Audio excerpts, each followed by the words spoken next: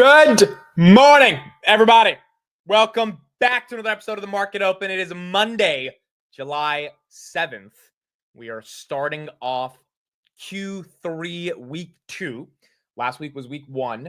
A little bit of a shortened week because we had July 4th, but we are back. I hope everyone enjoyed their weekend and got to spend some time to rest. I think it's been way too long without the markets. It's been almost 3-4 days at this point. We did have Friday off. Thursday was a shorter day, but we're back and we got a lot of stuff to analyze. A lot of stuff has happened over the past 24 hours. We talked about a decent amount of it last night on the Sunday Future Show, but even since then, you've had updates from Bessent and Trump and obviously Elon Trump. There's a lot to analyze there. Oh, look, as I'm talking, as I mentioned Tesla, look at the notification I get from none other than our friend of the channel. Look at that, Mr. Stephen Fiorillo. Tesla, the big, beautiful bill isn't bullish for the stock. So we got a new Seeking Alpha article from Mr. Stephen Fiorillo. I think he was a bit bearish on this article based on the stuff that he was talking about. He has an analyst rating of hold. Okay, so it's not a sell. It's an analyst rating of hold. He says he's bearish Tesla, but he doesn't put out a sell rating. He still believes in it. So there you go. He has an analyst rating of hold. And he'll probably come on either today or maybe tomorrow to talk about this article. Obviously, Big Beautiful Bill is gutting the EV and energy tax credits, which is not the best for Tesla. However, it does mean that if they're leaving by September 30th, the $7,500 tax credit, people might start going out to buy Tesla pretty soon, right? And so that could be one of the things that could be a catalyst going into Q3. But obviously, long-term, it's not the best for Tesla. Tesla stock right here is down 6% in the pre-markets. We'll talk more about what's going on with Tesla. Elon Musk has officially formed the America Party as of last night, what he said on Twitter. And he's been tweeting multiple times about this idea that there needs to be a new party to combat the spending from the Democrats and the Republicans.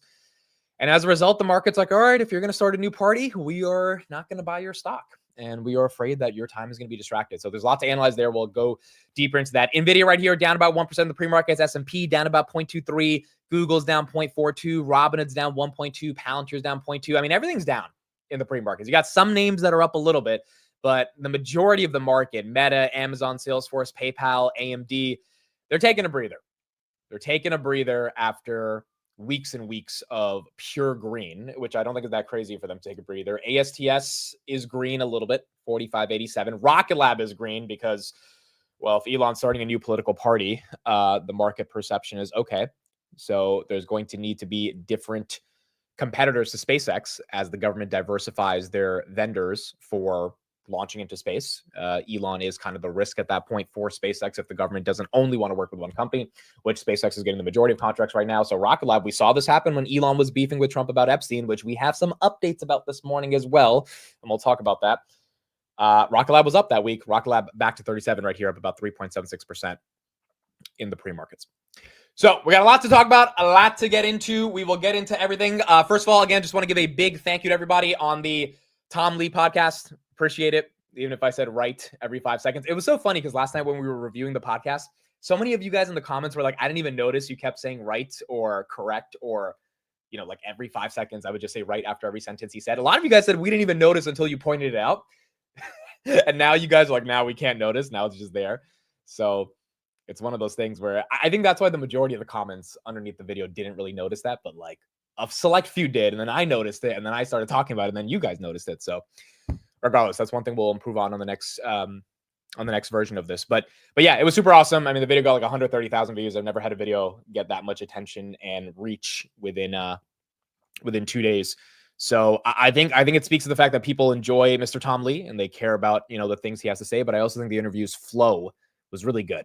Listening back to it, like that's one thing I'll give myself credit for, that the conversation was very natural. And if we can bring that level of natural flow to more interviews in the future, then I think these can do very well. So overall, awesome stuff. Again, deeply appreciate everyone for the love and support on this. It's just one of those things, you grind for 5 years. Sometimes you get these opportunities, you take them, and then you never know what can happen. So appreciate you guys and appreciate all the new people that are part of the stream. I mean, I think we got like 2,000 subs over the weekend. So there's probably a lot of you guys that don't even know that we go live every day. Yeah, we do a market open every single day. So if you care about the markets, we will be here pretty much throughout the entire day. analyzing everything that's going on. All right, so let's get into it. I think we'll start off with Bessent. Here's what he had to say this morning in regards to new trade deals that hopefully will be announced soon. More deals to announce. I know it's Monday, it's not even 9 o'clock yet. Can you give us any idea whether that's likely? Is India, is that in the mix? Can you break any news for us here that something's going to happen in the next 48 hours? Yeah, we are going to have several announcements in the next 48 hours. And Joe, I think what President Trump is concerned about is the quality of the deals, not the quantity. As you could imagine, as he started herding the cats and trying to get everyone across the finish line, when he said that there's a chance that countries could boomerang back to their April 2nd reciprocal tariff levels, we've had a lot of people change their tune in terms of negotiations. So my mailbox was full last night with a lot of new offers, a lot of new proposals. So it's going to be a busy couple of days. But importantly, too, that President Trump has said that the countries would not go back to the reciprocal rate until August 1st. Mr. Secretary, question on behalf of a number of viewers who are in business importing things from Vietnam, and they want to know the following. They say this 20%, is that on top of existing duties? Is it 20% overall? What is the actual number? Because I think there's a lot of folks who are still confused or trying to do some planning here. Andrew, 20% overall. 20% overall. So there's nothing that's not tacked on to something else before that. No, this supersedes all the other tariffs. Now, there may still be some of the 232 tariffs for specific industries, but in terms of generalized, it's 20%. All right, so here are the updates in regards to what's going on in trade deals and tariffs. Triple V, thank you for the $100 super chat. Appreciate you. Triple V has been also part of this journey for the past couple of years now, been following the channel. So appreciate you for the $100 super chat. Thank you for being here. He did buy, for those that missed his update last week, I think 50,000 UNH. So he went a little bit heavier into UNH last week. Where's that stock pre-market? That stock basically flat in the pre-markets. UNH could get a bid over the next couple of weeks if growth starts to slow down in terms of, or perception of growth stocks start to, just take a little bit of a breather. So that's one to watch out for. Obviously, the ACA and the healthcare subsidies, that could be a little bit of a headwind, potential DOJ investigation. But if that's not going to be that big of a deal, then UNH might get some love. Triple V is saving Google. Literally, these super chats are quite literally saving Google. We got some updates on Google. They got a lot of price upgrades over the weekend to the 220 range. I think the street's trying to hype it up before earnings. Sundar is going to have to deliver us some goods for this thing to kind of break out of this 180 level going into earnings. All right, so what happened last night and what is going on with what Bessent said? So first of all, Trump tweeted this at around 10 p.m. last night. He said, any country aligning themselves with the anti-American policies of BRICS will be charged an additional 10% tariff. There will be no exceptions to this policy. Thank you for your attention to this matter. Now, first of all, how do you even qualify if a country is aligning themselves with the quote-unquote anti-American policy of BRICS? This is a lot of, at the end of the day, it's a lot of just talk. I don't think there's any quantitative or sort like sophisticated framework that Trump is going to be using to figure out if these companies or if these countries are going to be aligning themselves with anti-American policies. However, we do know that Trump has said over the past couple of days that over 100 countries have not called them to negotiate about tariffs. And I think this tweet last night was another attempt to get these countries to say, hey, it's time to negotiate, right? And if you are aligning yourself with quote unquote anti-American policies of BRICS, then boom, you're going to get another 10%, which I think is BS. I don't think they're going to get another 10%. I think that's just negotiating, but he's trying to get them to come to the table. And so what does Bessent say this morning? He says, we will see several trade deals in the next 48 hours. He said, I got tons of offers last night. He said his mailbox is full. So if he's correct about that, then that means there's, theoretically a ton of offers that he's saying are in the pipeline and ultimately coming. And then he said Trump cares about quality of deals, not quantity, which is a little bit of a change of tone because, for the longest, it's all about, hey, how many deals can we get? And now it's about the quality over quantity, kind of admitting, hey, we probably aren't going to get tons and tons of deals that are going to be super amazing. But the deals that we do get are going to be the ones that kind of matters. And so you got the administration kind of trying to change their tone here about these deals and when they're going to get these deals. The big, beautiful bill is now passed. It was passed on July 4th. So Trump got the spending bill, and we'll talk about what Elon thinks about that in a second.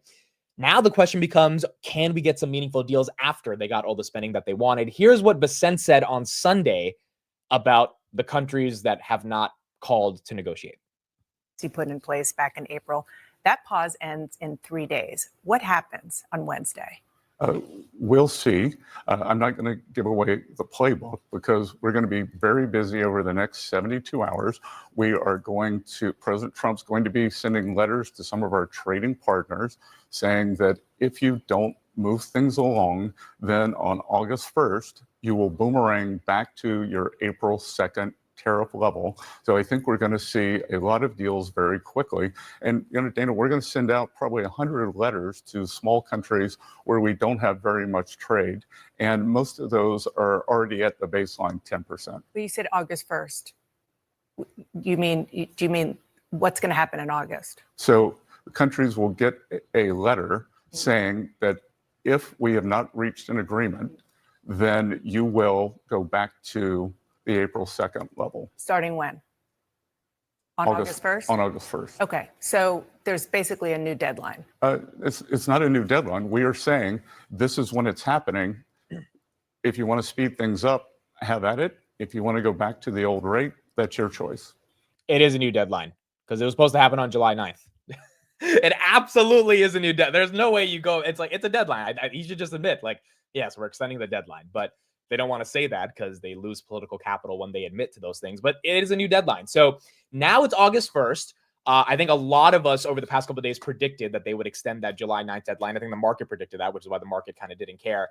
I don't think August 1st is going to be any different. I think if August 1st we get a bunch of countries that have not officially signed their deals, the administration will give them till September 1st and just keep it going because they don't want to be tariffing them at these ridiculous rates. And if they do actually implement these tariffs, I think they will be very short-lived because, again, at the end of the day, it's just not going to make that much sense tariffing South Africa by 70%. Like, that's just not how it works. It doesn't help anyone from the United States perspective or the other country's perspective because demand probably goes down for our goods. And even if they do end up paying, what does that mean for the dollar being the reserve currency in that country if there's not a meaningful level of a deficit that allows those dollars to be flowing? And I think the administration would like there to be some level of a surplus, but you just can't have a surplus with Cambodia. It doesn't work like that. So I think it's going to be very interesting to see how this plays out over the coming weeks. Right now, the administration got their big, beautiful bill. I don't think it looks that good for them on the trade deal front. Now, I do think that Bessent is right when he says over the next 48 hours, we're going to get some deals because I don't think he would give that much of a time frame.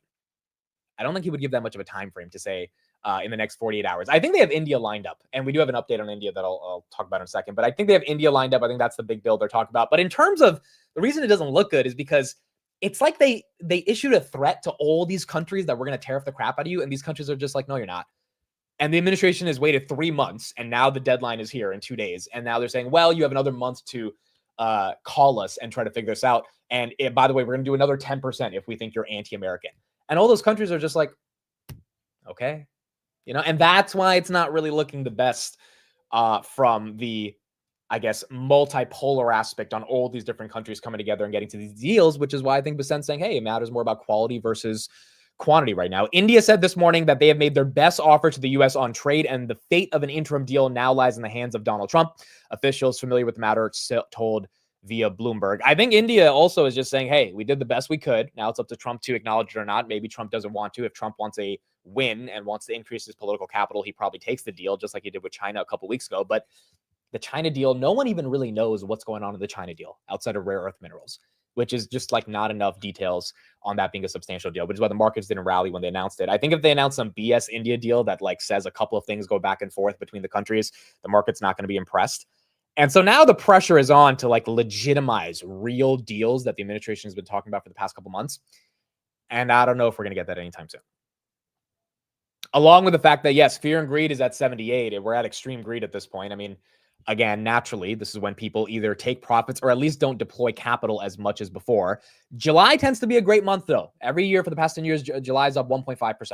So even in the midst of extreme greed, maybe this extreme greed gets closer to 100 versus 78. And that's where you get the benefit of the seasonal time of July. However, if we don't get any trade deals and we're already in extreme greed, and you got people thinking maybe I should take some profits, I could definitely see a bit of a pullback. I think that's reasonable to expect here. And I don't think that's crazy. One could say that's healthy, but these trade deals would really help.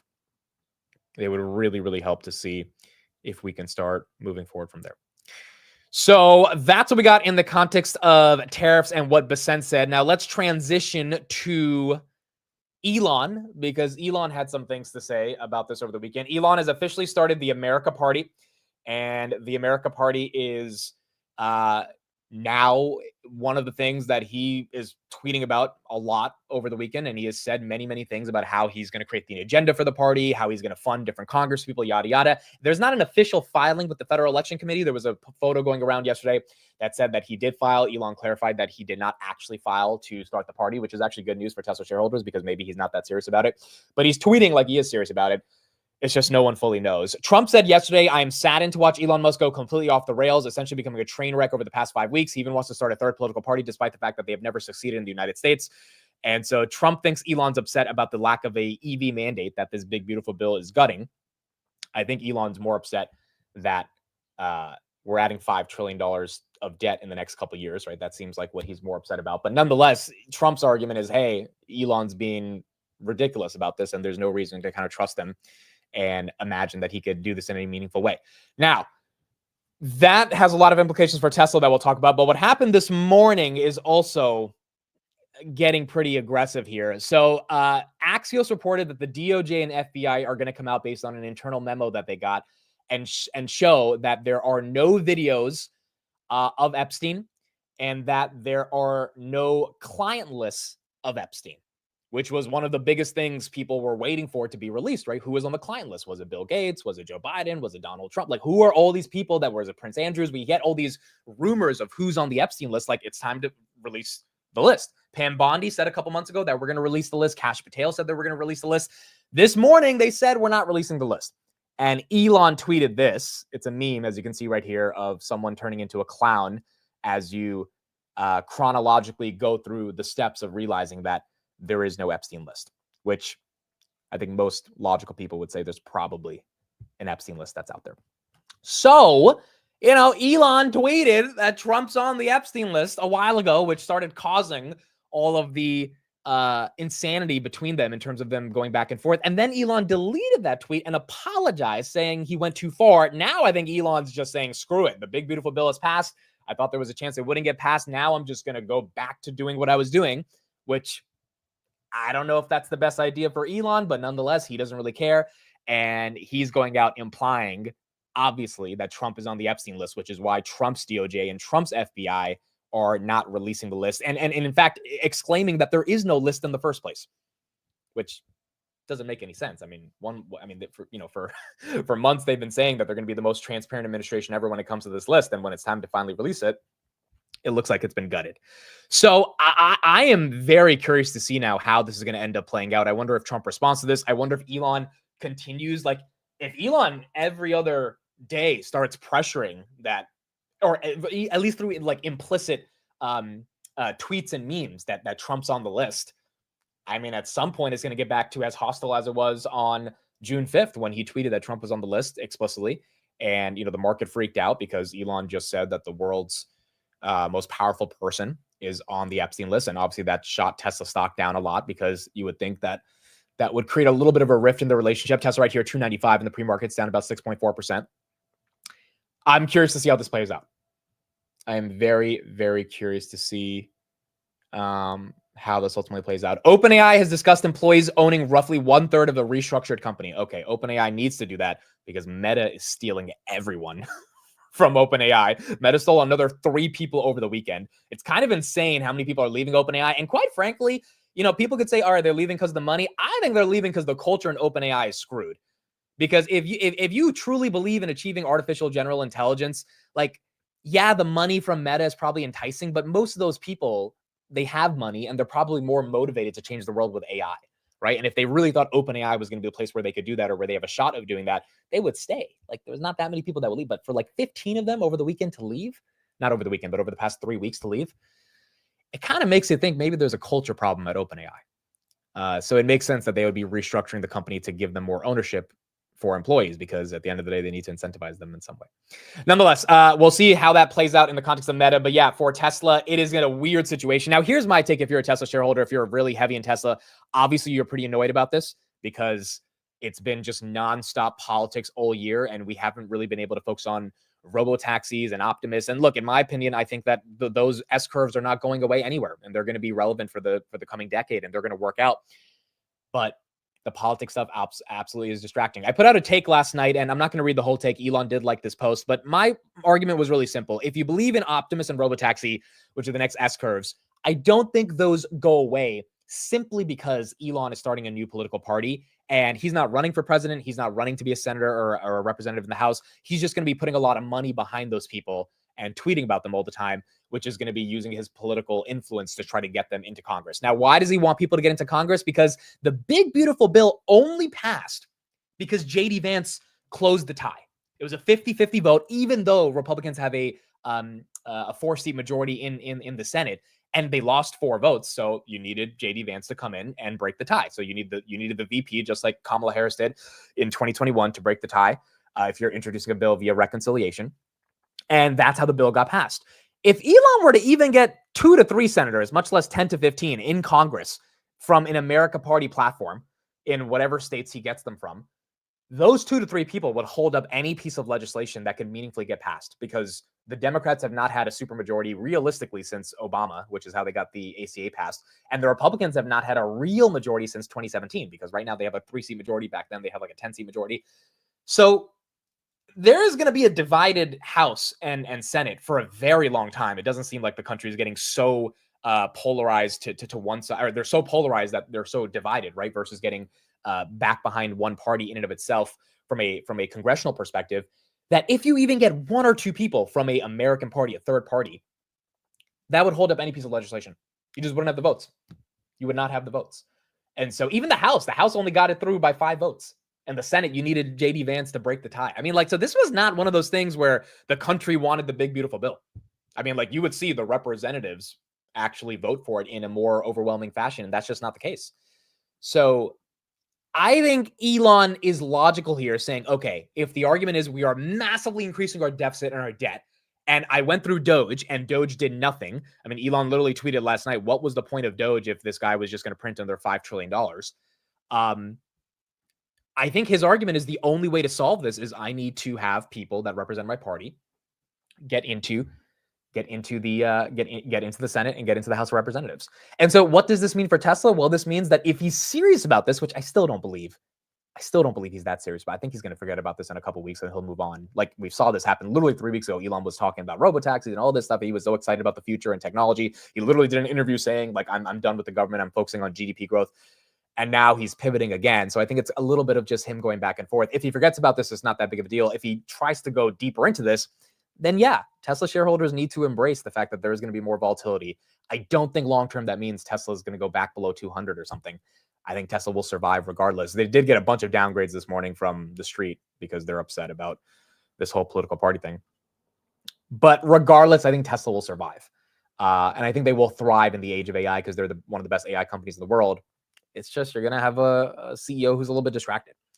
And it is what it is. Here's what William Blair said this morning. They downgraded Tesla to a market perform from outperform. They said, what has changed? The big, beautiful bill removal of the $7,500 EV tax credit was expected. However, the elimination of the corporate average fuel economy fine requires a reset in expectations. While the $7,500 tax credit is likely to affect demand, the combination of a demand headwind and over $2 billion in profit from the regulatory credits at risk may be too much for investors to bear. Unlike the EV tax credit, we expect the reduction in regulatory credit revenue to result in a direct hit to profitability, aka the amount of internal combustion engine companies, legacy auto, buying credits from Tesla. That's going to be going down. That's going to hurt their profitability, prompting yet another across the board reset to street models. As such, we are downgrading to market perform. And you had some other firms come out today, like Wedbush, saying, hey, we don't even care about the EV tax credit. We just care about the fact that Elon might not be as motivated to, keep working on Tesla. And that is the issue. Dan Ives said right here, Musk diving deeper into politics and now trying to take on the Beltway establishment is exactly the opposite direction that most Tesla investors want him to take during this crucial period for Tesla. We get why Musk must do this. It's just exhausting for many investors. And so that's what you got. That's what you got on Tesla. Again, this is going to be one of those stories that I think is going to play itself out over the coming weeks. And here's the broader question I have to everybody. Do you think the board's going to get involved? Do you think the board is going to get involved? Because a lot of the chatter on Twitter over the weekend was like, oh, he needs to be fired. The board needs to get involved. And I'm just like, I don't think this thing would be trading anywhere near $1 trillion in market cap if Elon wasn't the CEO. So if you believe that like Elon is the reason for why it gets the multiple, I think you have to believe to an extent that Elon also is the reason, even in the bad times, why the multiple will continue to be elevated against like a GM or Ford that trades at like 10, 20 times. Tesla trades at 150, 200 times. And so I don't know if getting rid of him is the right idea. Now, maybe the board talking to him about like not getting into politics as deeply might be important, but like getting rid of the guy, I don't think is the strongest idea. Here's Dan Ives this morning talking about what's going on with Tesla. Where, to start a political party ahead of the midterms, I mean, the amount of work, time, and also you alienate potentially, whether it's Republican Party, whether it's Trump. So now Trump goes from obviously a huge supporter to, is that sort of an enemy or blockade? And I think that's why the stock's reacting the way it is, because the last thing you want to see at this point, autonomous, regulatory, that now Musk goes from front seat in the White House to ultimately you become more of a foe. When you say ultimatum, you mean the board saying to him, if you continue this behavior, you can no longer be CEO. Look, I think the board's it's a tricky path, right, for the board. And this is not a board that necessarily has had such a huge backbone when it comes to Musk. But I do think, look, investors, there's exhaustion. Do you want to see a new CEO? Look, I want Musk to stay CEO as Tesla, because in my view, Musk is Tesla, Tesla is Musk, the biggest asset of Tesla. But this political journey that he continues to go through, I think it just comes down to investors have hit a point where they want him focused on Tesla and AI. And every time that happens, he just continues to go further and further into the political theater. He might not be just burning bridges in the Beltway. I want to read you this quote from the Wall Street Journal reporting overnight. Because of the Musk-Trump feud, Beijing no longer views the Tesla CEO as a geopolitical asset and will shy away from publicly courting him. Is he going to have problems outside of the United States as well because of his political involvement in the United States? Look, it goes back to, like, if you just take a step back here, it's like, let's try in a way to almost alienate every aspect of the ecosystem, right? In terms of the core buyer, to now maybe even Republicans, to what you're seeing in China. Look, China, that's the hearts and lungs of Tesla. I continue to believe Musk is an asset there, and will play that sort of, nice in the sandbox. But it does show you become an enemy or a foe to Trump. What does that do in the political and obviously the geopolitical? And I think that's part. Look, that's part of the issue here, is that you start to go into a quicksand situation where I think in the view of investors, there's really no upside. And you can say, okay, if you get midterms and you have some success and he has political power, but that's independents have never had really success in the US. But it's massive risk. That's why the stock's selling off the way it is. All right, so who's buying the dip? Who's buying the dip? Put in the chat if you are buying this 5% dip, if you even consider this a dip. I think Elon's getting to the point where, as much as he cares about Tesla, he cares way more about the fiscal health of the country, whether you agree with if he should care about that or not. And I think there's a shot he goes all in on the America Party. I really do.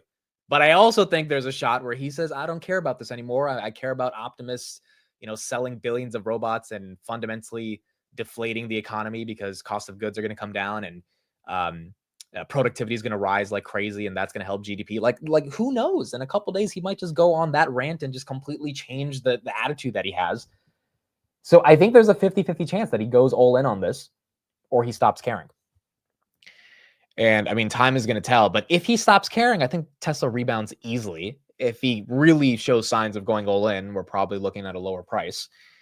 And I think right now, if you're buying the dip, you're kind of betting on that one way or the other. I can understand why people don't want to buy, though. I get it. I mean, it's hard to sleep well at night knowing that you just don't know how this is going to play out. You really just don't know at this point. Rochelle says I bought very little, but I have buy orders for 270 and 260. Munya says the deep is not deep enough.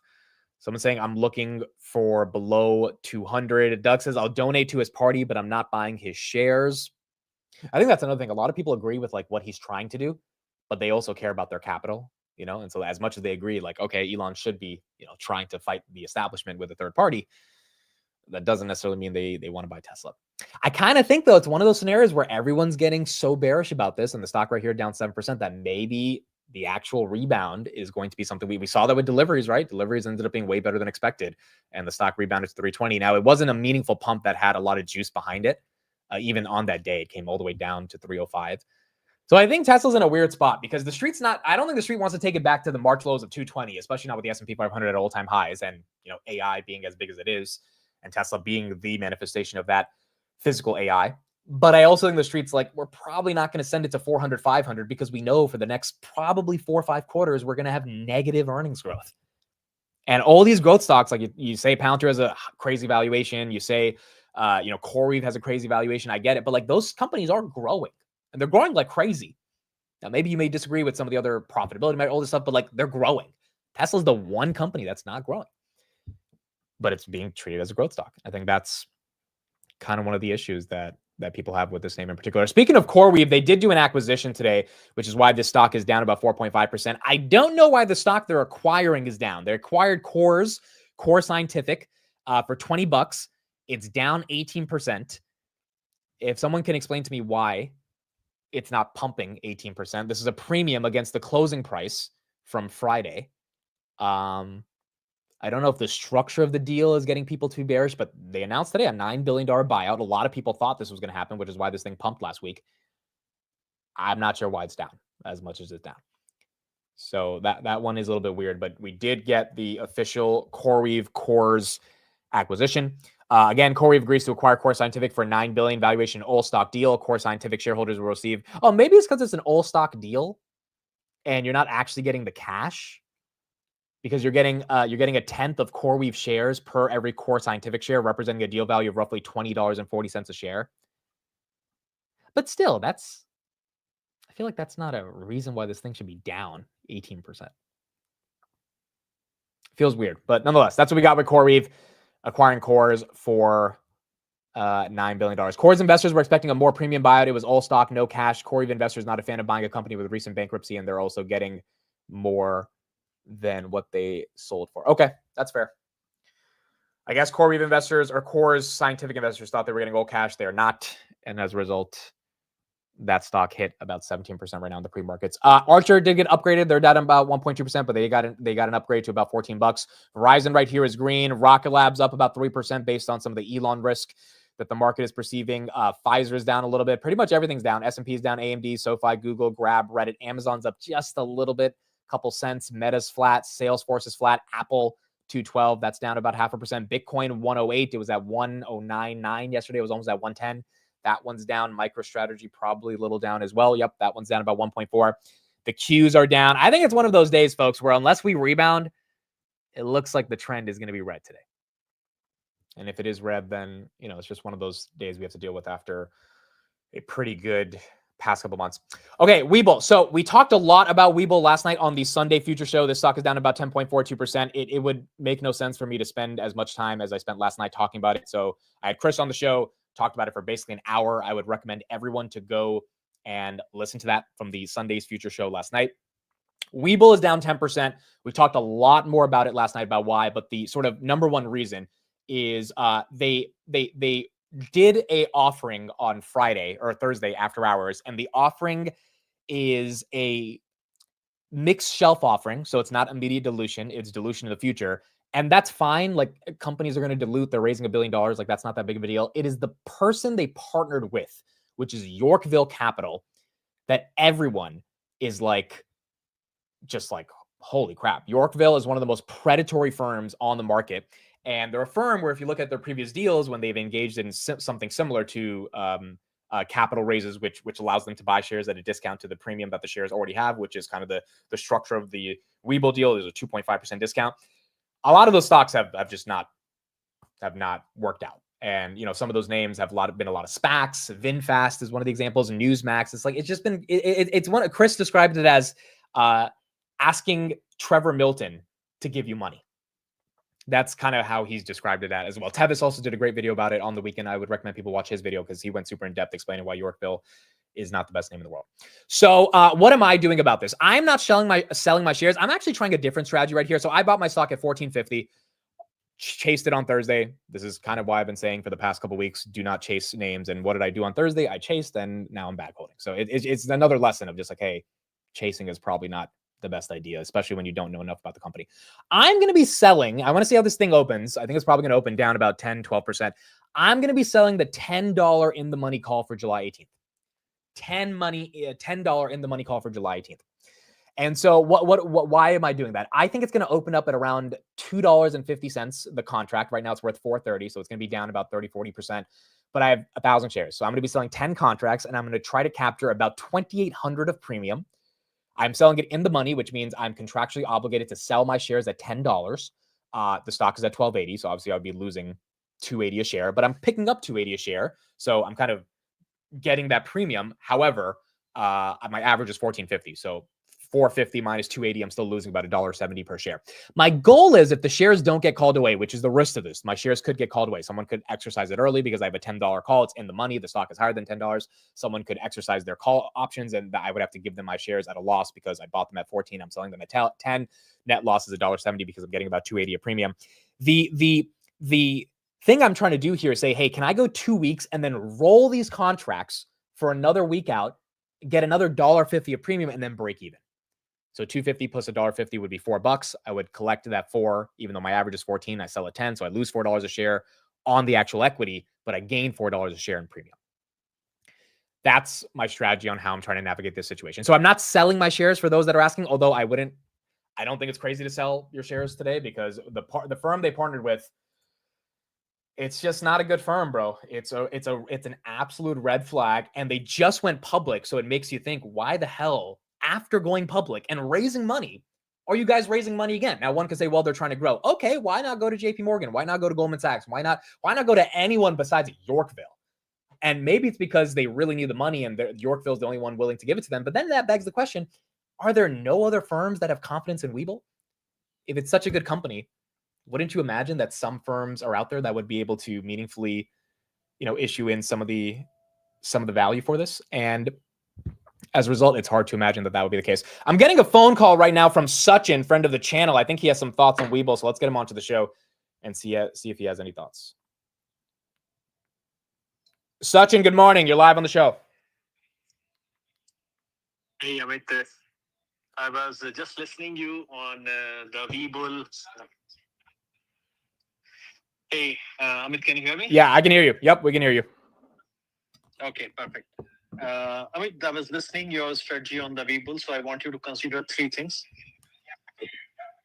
Okay, so Amit, you have average price somewhere around 14.5, if I'm right. Yep. Somewhat in that ballpark, and you are trying to sell in the money at 10. Okay. And the current price is somewhere around 12.8, 12.7, whichever way you take it. You are getting a premium of $2,800. That is pretty much same selling the stock at this point. Yep, basically. It's just a difference of 100. So think about this. I think before you think of the exit from it, just think what is your worst case scenario of this stock. Are you seeing it going 9, or are you seeing it going to 10, or where you are seeing it? My worst case scenario was 10, in my opinion. I think going below 10 would be a new 52-week low, which would be a bit aggressive. So let us say that if today, like for example, say stock goes wherever it goes, 10 or 12 or whatever. I mean, say you sell covered calls around 14. Okay, I'm just trying to see how can I can assure that you save some money out of it. Say if it goes to 10. I mean, if you see the implied volatility of this stock is pretty high, you will still able to get out of this stock with that IV selling $4, then $3 above 10, then $2. If you're doing it for 2 weeks, you'll still be out by mid of week, and you will not lose any money hypothetically if your worst case scenario is 10. Right. Okay, so what I'm trying to tell you is that, for example, if you sell in the money, so because see, what happens is when we are very close to expiry and when we are selling slightly, it's not deep in the money, but it's significant in the money, then all you are getting is intrinsic value. You're not getting any extrinsic value out of it. Correct. The extrinsic value you're collecting is $100. So basically, why lose I mean, you can sell covered call at the money. That is better than selling in the money if you're looking for around $10 as if you are looking, okay, this is going to $3. I mean, then why $10? Why not $5? Yeah, that's fair. And your argument is you would just collect more premium at that point if you go even deeper in the money. Yeah, I see what you're saying. My point is see, I mean, I know I'm also exiting from the stock in time. And my break even, I mean, because I have short puts, so my break even will be 11.16, but that will only happen on August 15. So I'll see slowly, how do I exit during that time.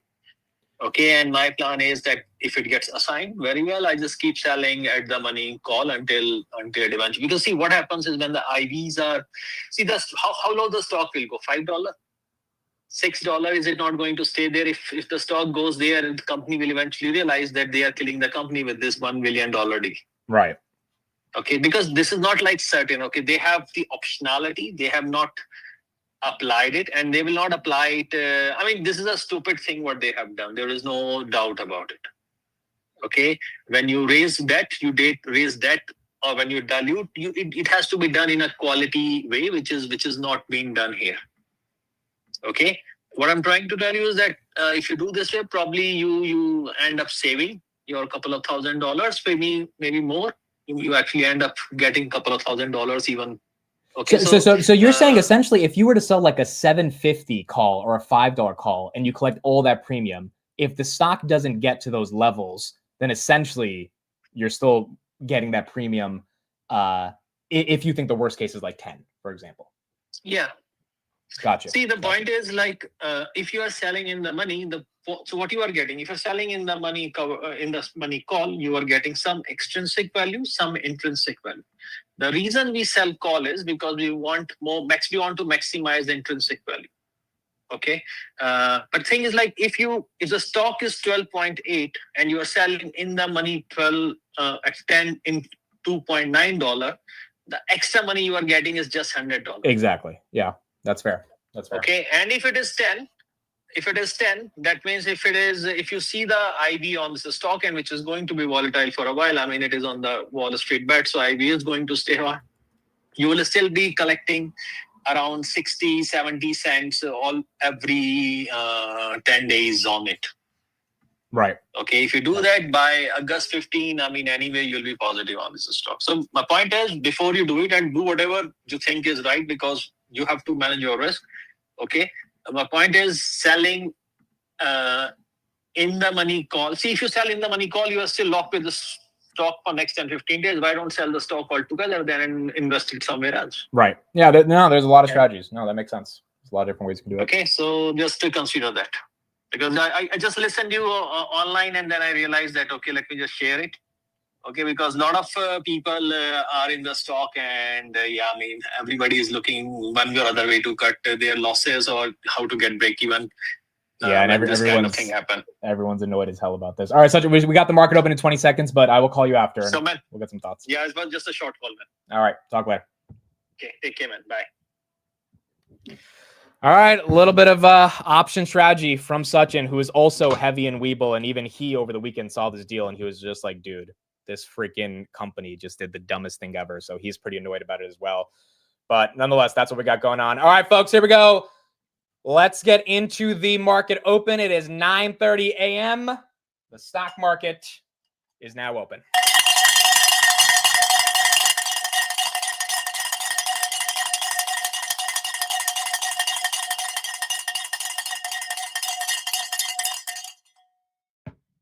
Wake your ass up. Let's get into it. Palantir, 134.21, actually opened slightly green. It was red in the pre-markets, but we got a little bit of green right there on Palantir. Still kind of flattish, up about 8 cents, but that one going green against a lot of these other growth names. Tesla opens up down 7%. So there you go. Tesla is down 6.7%. Robin at 94.07, a little bit green from the pre-market. That is a green candle. S&P also has a green candle. Grab, a little bit of a green candle. Google, still a red candle, but that one's down only 0.5%. SoFi right here. Oh, SoFi 19. Is that on deck? Is that on deck? Let's see. I will check resistance, but the market seems to be giving SoFi a little bit of love on a day like this. 1872 is what we're seeing on SoFi. Is Apple green? I think Apple's green. Apple is 215. That's green. Okay, so Apple and SoFi are green. A lot of these other growth names are down. Bitcoin's flat, 108. SMCI 47.95. Pounds right here, 134. Tesla 291. Tesla very close to going below 280. Where's Webull? Webull opens up 1255, down about 13%. Again, this Yorkville deal, we talked a lot about it on the Friday Future show. So just go to the last video I uploaded yesterday and you can hear me and Chris talk about it for an hour. It's just one of those deals the street does not have a lot of confidence in. But could this rebound and shoot back up to 14? I mean, maybe. There's a lot of people that are bullish on Webull, but as of right now, the market is not liking this deal. S&P 500, 623. That's down about 1/3%. NVIDIA, 158. That's trying to get back to 159. We did hit 160.98 on Thursday. NVIDIA right back to 159. That was a new all-time high. 164 is when we get 4 trillion. Reddit right here, 153. Reddit also going slightly down on the day by about 2%. SoFi 19 resistance. Circle, by the way, is up 4%. So Circle getting some love. SoFi right here, 1848. SoFi just went red after hitting 1875. 19 resistance is 200,000 shares.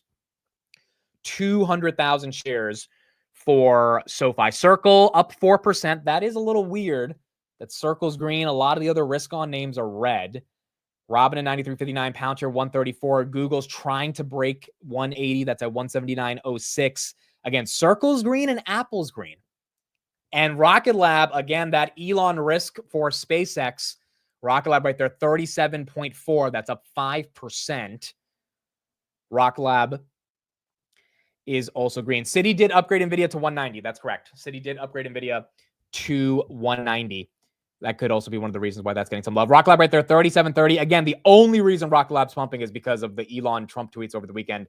And the market, again, they did this when Elon was tweeting about Epstein. And it's kind of becoming obvious to them that the government's going to diversify from just SpaceX.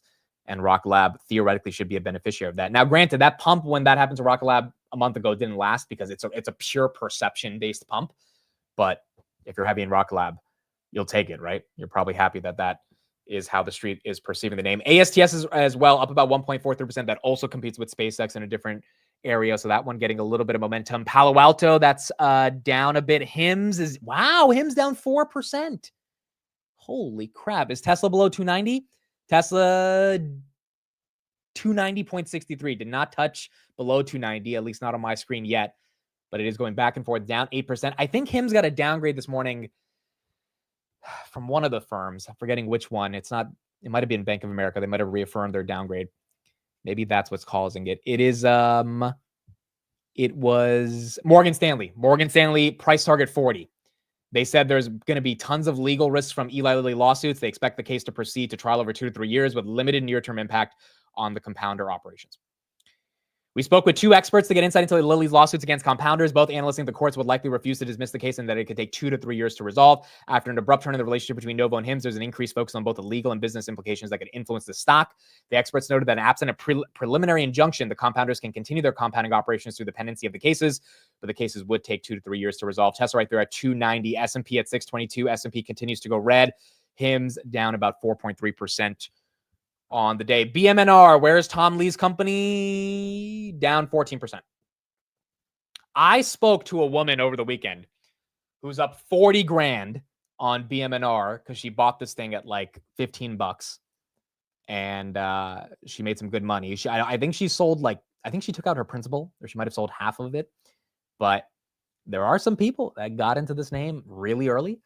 If you got in at 160 on Thursday or anything above 116, you're probably a little upset. But if you got in anything below 100 or even, below that 30, 40 range, you're up a lot. It is halted. Yep, it just got halted. It might be halted to the downside. 116.12 might be halted to the downside. We'll see that open up probably in about 10 minutes. SMR, that's down 4%. Okay, so nuclear is getting hit. Oklo, that's down 1.2. And then nano nuclear, that's down 3. So all the Oklo names, or all the nuclear names are getting hit. SBET, that's another Ethereum treasury. That's actually up. Wow, 18%. Huh. All right, so the market's giving some of the Ethereum treasuries some love right here after we saw what happened with BMNR. Where's Webull? Webull continues to get hit, down 14%. Oh boy. The Yorkville deal, again, not the best deal for the company. And that's why that stock is getting hit the way it is. Why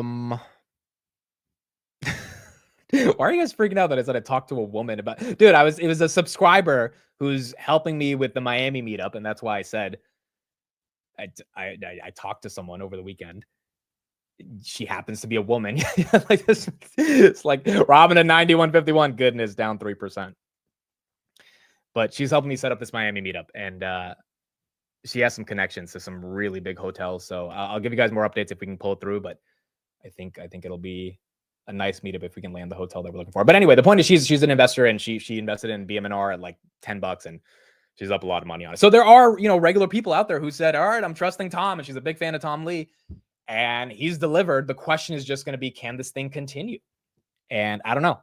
I mean, and I don't think we can blame Tom if this thing comes back down to like $10 or $20. But it's also one of those things where if he's building the MicroStrategy of Ethereum, then maybe this, continues to play out the way it is. Rocket Lab, where's that one going? That was at 37. Wow, Rocket Lab just tanked.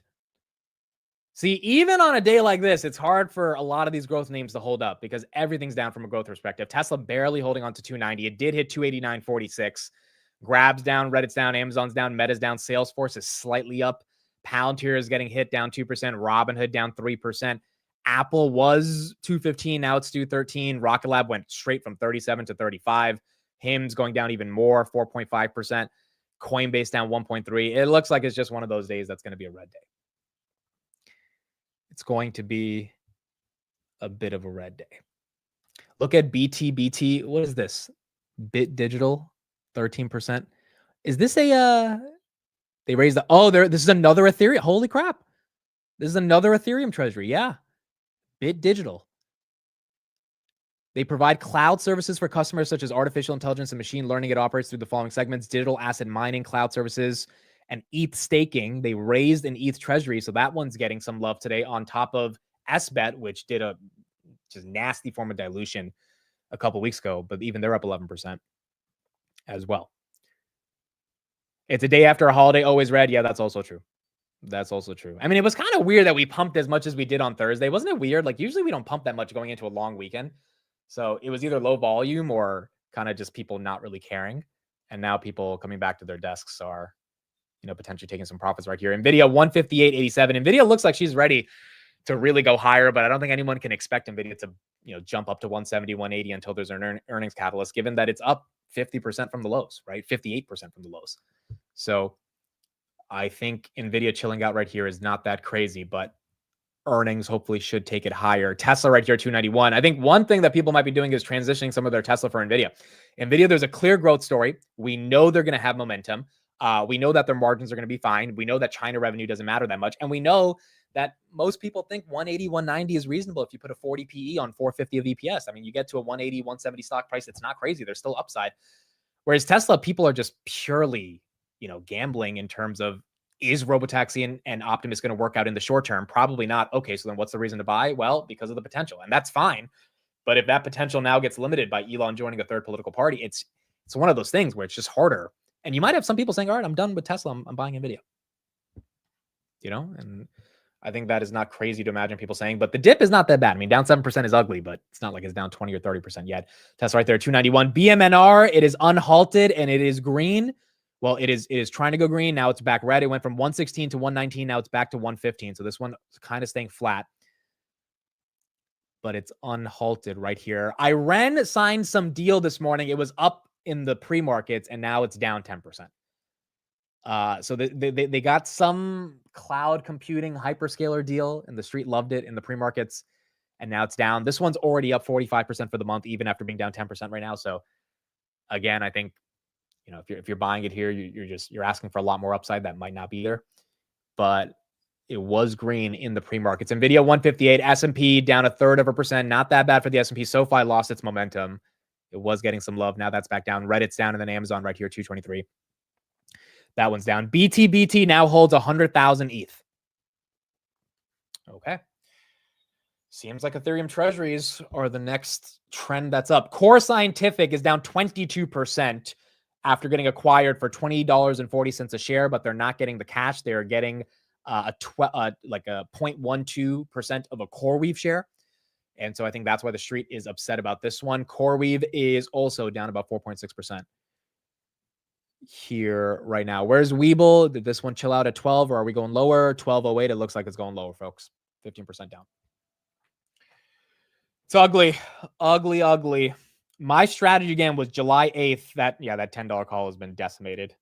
You get about $1.90 in premium. I mean, yeah, theoretically, you would have to go out. Yeah, I'll see what I'll do. I'll see how I'm going to navigate the position. Also, you could just like sell the stock, to be honest, and just take the loss and allocate the capital somewhere else. I might just do that. But the Yorkville deal was not pretty. It was not pretty. And although there's a lot of people that are bullish on Weeble, at the end of the day, they're going to partner with what seems like the Trevor Milton of investment firms. You know, the stock market's going to react. And the weird thing is like, just like, why? Why are they doing this? That is the question. They just went public. They just raised money. If they needed to raise money again, they couldn't pick anyone else that's a little bit more credible than Yorkville. It's not even the dilution. I don't think the street cares about it because they didn't even do the dilution yet. They have an option for future dilution. So it's not like they dumped a bunch of shares in the market and that's why the stock. It's just like the quality of this partner. Truly, even Sachin, who's had a heavy Weeble position for like the past month now, he's just like, why the hell are they doing this? And I think that's the broader problem with the perception on them. Uber, are they green? Uber is, wow, Uber all-time highs. That makes sense, right? Tesla's down, Uber's up. Tesla's down, Uber's up. The short Tesla long Uber trade has worked this year if you got in at the right timing. If you had Uber long from like anywhere, I mean, it was at 60 at one point, but anywhere from like around the 70s, and you had short Tesla at around the 350s, it's worked out very well. So Uber right here getting some love, 95.38 on the day as Tesla gets hit, 291 down 7.5. AMD 136, that's down 1.2. SoFi trying to get some love again at 1859. Google 178 down about 1%. Google still not getting any momentum. They got a lot of upgrades this morning. I mean, pretty much every upgrade I was reading was 220, 200, 250. Street doesn't get it, yada, yada, yada. And still, the market, I think, wants to see earnings before they decide. Circle right here, 191. Where's the 10-year? Where's our treasuries? 4.3. They are spiking this morning. That's also not good. Probably spiking because of the lack of clarification on trade deals. So the market might be assuming, the bond market might be assuming, hey, we're going to introduce a ton more tariffs eventually, and that's going to be inflationary. And so you do have yields that are slightly up on the day. To be honest, I thought Tesla would be way worse. So did I. I thought Tesla would actually be worse than it is. And it's, I mean, down 7% is ugly, but it's not as bad as it was the day that Elon said Trump was on the Epstein list. I mean, that was down like almost 20%. So, and again, like, is he really going to start the party? That's the question. Is he actually going through with starting an American party? And if he's not, I think the market's just like, all right, like, we'll move on from this. But right now, this is a sympathy down 7% because of just him tweeting. The market's taking him at his word. But I think this reverses pretty quickly if Elon's like, I'm getting back to business. I just don't know if Elon wants to get back to business because he seems pretty damn upset about the spending bill. SoFi right here, 1870. SoFi trying to get a little bit more love. I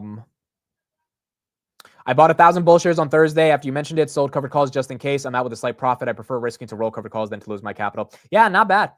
Not bad. I mean, the fact that you sold, I should have sold covered calls immediately on Thursday, to be honest, as well. That was a mistake that I didn't make. But I was talking about it last night. Again, if you guys watched the Sunday Future show from last night, we did like an hour on Weeble, so you guys will get my like kind of full in-depth take. But my reflection on this is what I get for chasing. It's like I've been saying for the past like 3 months, don't chase, don't chase, don't chase. And then the first time I chase something, and what do I define as chasing? I define it as you're buying something without any understanding of the fundamentals, barely any due diligence, and you're buying it just for the hell of buying it because you think it's going to go up. And it's worked out for some people. I mean, Big Bear AI, where's that stock today? That stock is down 3%. But if you bought it at 5, right, rode it to 750, you're doing great. Same thing with BMNR. You know, if you bought it just for the hell of it, you didn't know anything about it, and that one's up, you did great. But then sometimes you buy it, you start chasing, and you realize like this is stupid. This is not how you invest, right? This is how you gamble. And when you gamble, most likely you lose money. So, yeah, I mean, look, at the end of the day, I don't think anyone could have predicted this freaking Yorkville deal, and I absolutely do not blame Chris for that either, because, Chris had a legitimate thesis on it, even if I didn't love the growth on Webull. But I mean, it's not Chris's fault that they partnered with one of the most scummiest firms on the planet. He didn't see that coming. Tevis didn't see that coming. Roy didn't see that coming. Sachin didn't see that coming. So when you have a lot of smart people that sort of agree with the thesis, they can see the growth prospect, and then they get hit with that type of shit. It's just one of those things where, all right, sometimes you got to admit you didn't know that was going to play out. And then you just move on from it. And then it is what it is. SoFi, are we finally getting above 1868? Again, let me check 19 resistance. It's at around 200,000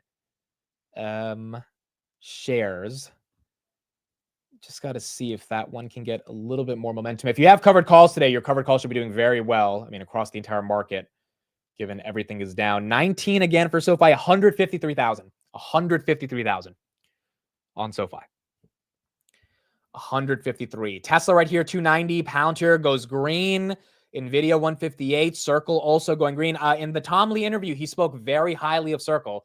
Tom Lee's entire Ethereum thesis is based on the idea that stablecoins are going to go from a $250 billion to a $2 trillion market, and Ethereum is going to be the blockchain that collects all the gas fees from stablecoins.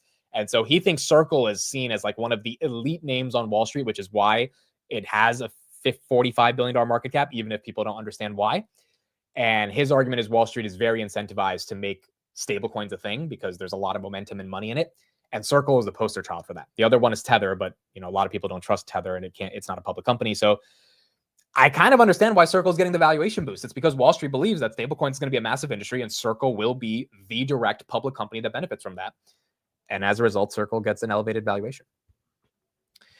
And so that's what you got from there. Surf Air Mobility is up 11%. Again, this is another company that this is a company Palantir invested in a long time ago. I don't know if they still own their shares, but they started spiking a couple of weeks ago. This would be chasing again if you're going after it. This thing spiked up to 6 in January, came down to 1, spiked up to 6 again on June 25th, came all the way down to 240. Now it's back to 458. So again, momentum here is a little bit more of the reason why this stock is running. SoFi 1880. All right, folks, does she do it? Does she do it today? Got about 15 cents. Do we see that 19? Do we see that 19 on SoFi? HIMS is down because of the Morgan Stanley $40 price target that they reiterated today. And so I think that's why that one's taking a deeper hit. I'm not buying Iren. Again, I just don't know enough about this one. It's an interesting name, but I just don't know enough about it, dude. And I think the lesson with Webull is, like, if you don't know enough about it, don't buy it. I mean, like, I kind of saved myself with Oscar, right? Like, there was plenty of FOMO to buy this thing when it pumped to 21, 22 after my deep dive. Like, after we did a full public deep dive on it and really introduced it to a lot of people, it spiked. So obviously I felt a ton of FOMO to buy it, but I don't know anything about healthcare. I don't know enough about the ACA Act. I don't know about the subsidies. So like, I stayed away. I was like, you know what? And now it's down from 20 to 16, 23 to 16. I'm sure it's still a great company long-term. And I'm sure if you're super bullish, you can buy this dip and sleep well at night. But I just can't tell you why it's actually down outside of, ACA. It's like, well, that's not even, if you can't articulate why a stock goes up or down, and you're thinking of it as an investment, not a trade, then it's hard to buy it. And so some of these names you kind of just stay away from. Oh, there she goes, 19. There she goes, SoFi. This is a 52-week high, right? We have not seen 19 all year. That is correct. $19. There she is for SoFi. Congrats, everybody.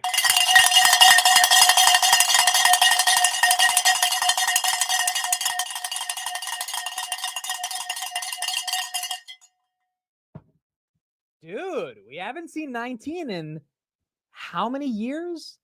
How many years has it been? 19. November 17th, 2021, bro. Last time SoFi was $19. In January, it got to $18.50. It did not get to 19. Wow. There you go. There you go. SoFi getting some love today. 1905. It seems like it's trying to break through. Let me check resistance for 20, which seems inevitable. at this point. Not today, or it could happen today, but it seems like definitely by the end of the year, especially with the rate cuts, we should be able to get there. 535,000 shares. 535,000 shares at 20. So we're going to need to get through 500,000 shares to get there. But it is now a tech company. Yes, it is now a tech company. This thing goes to 30. It's like the best tech company on the planet at that point. 1909. I think it's running primarily because rate cut expectations are there. And look, it's been coiled up. Like we all knew it was coiled up at 13, 14. It was stuck there for so long. I think most people thought eventually it was going to break out. And it broke out. So there you go. Now, if Noto can deliver a monster earnings, which based on some of the metrics I've been looking at, Tanner had a really good post over the weekend on Twitter as well. It looks like this is gonna be a good quarter. It does not look like they're gonna disappoint. And so as long as it's a decent quarter with some acceleration in the tech part of the business, it doesn't have to be like 30% growth, but maybe a little bit better than what it was last quarter, maybe guiding for it to be pretty good by the end of the year or going into 2026. I think the market finally says, all right, let's move on. Pound right here, 135, Tesla 290, and they might give SoFi the bid. So there you go, 1910 on SoFi. Delta might be breaking out because they have earnings on Thursday. We start earnings this week, guys. We're back into earnings season on Thursday, and then next week. Let me check specifically. Next week we have so this week we have Delta. Next week we have Netflix. So we have all the banks, and we have Netflix. And then the week after that, we get Tesla, Google, etc. So next week we have Netflix, the banks, and then we keep going from there. So earnings season is basically back into motion. NVIDIA right here, 159. SoFi still holding 19, holding it strong, up 3%. And now the momentum's coming in. And now, and look, this thing is still shorted, I think 14%, 15%. 150 million shares are short. If they start to cover, if you start to get retail to come in at 19 and say, all right, SoFi's finally moving, I'm going to start buying. I mean, I feel like 20 is not that much to ask for SoFi. NVIDIA right here, 158, Palantir, 135, and then Hoodie, 93.64. I don't think there's any specific reason SoFi is pumping today, though. Like, I don't see any headline. And if there is, let me know. I think it's more so just breaking out. Also, the market might be saying, you know what? Robinhood's expensive here. The market might be like, all right, if we want to bet on fintech, Robinhood trades at freaking 25 times price of sales. It's up 140%. What hasn't run this year? SoFi. You know, I mean, there could be a little bit of a rotation there, and that's healthy. You know, I don't think it's crazy if Robinhood takes a little bit of a breather and SoFi goes up, given that Robinhood's up so much this year. And some of that money could be rotating. Amid the big beautiful bill has 100% depreciation on data center build out. Don't you think NVIDIA, AMD, SMCI, Dell are slam dunks? Well, I think they're slam dunks over the next decade simply because I believe in the AI thesis. And if you believe in the AI thesis, you believe there's going to be massive demand for data centers, VRT, VST, the servers, SMCI, Dell, et cetera. Now, all those companies have their own idiosyncratic issues that you have to look into as an investor. But I think all of those will do well, at least over the next 5 years as we have the data center build out. But it's funny you bring up the big beautiful bill because that is correct. Not only can you write off the depreciation of the data centers, which is great for the adjusted EBITDA for a lot of these companies, but another thing that's really important, which some of you guys might not like, but I mean it's good if you're into these AI semiconductor names. The big beautiful bill, I'm starting to like actually read it, like the legitimate PDF, and I'll have some more thoughts over the next couple of days once I finish up. One of the things I was reading is that they are exempt from zoning laws. So inside of a random town in Alabama, for example, you can't just build like a nuclear facility because there's potential health issues from a radiation leak, for example, that could hurt the citizens who live in that local town.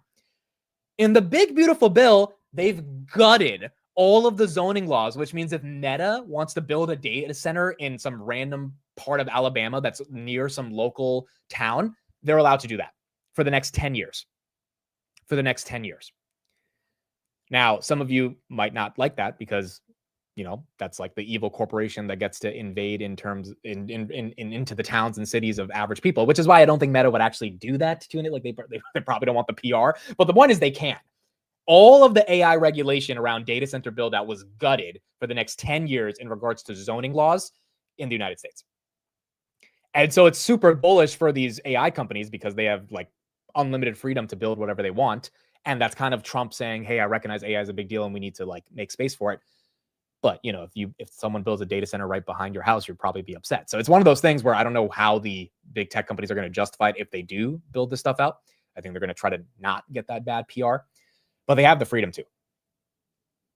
And so, and they've already done it to an extent as well. Correct. They've already done it to an extent.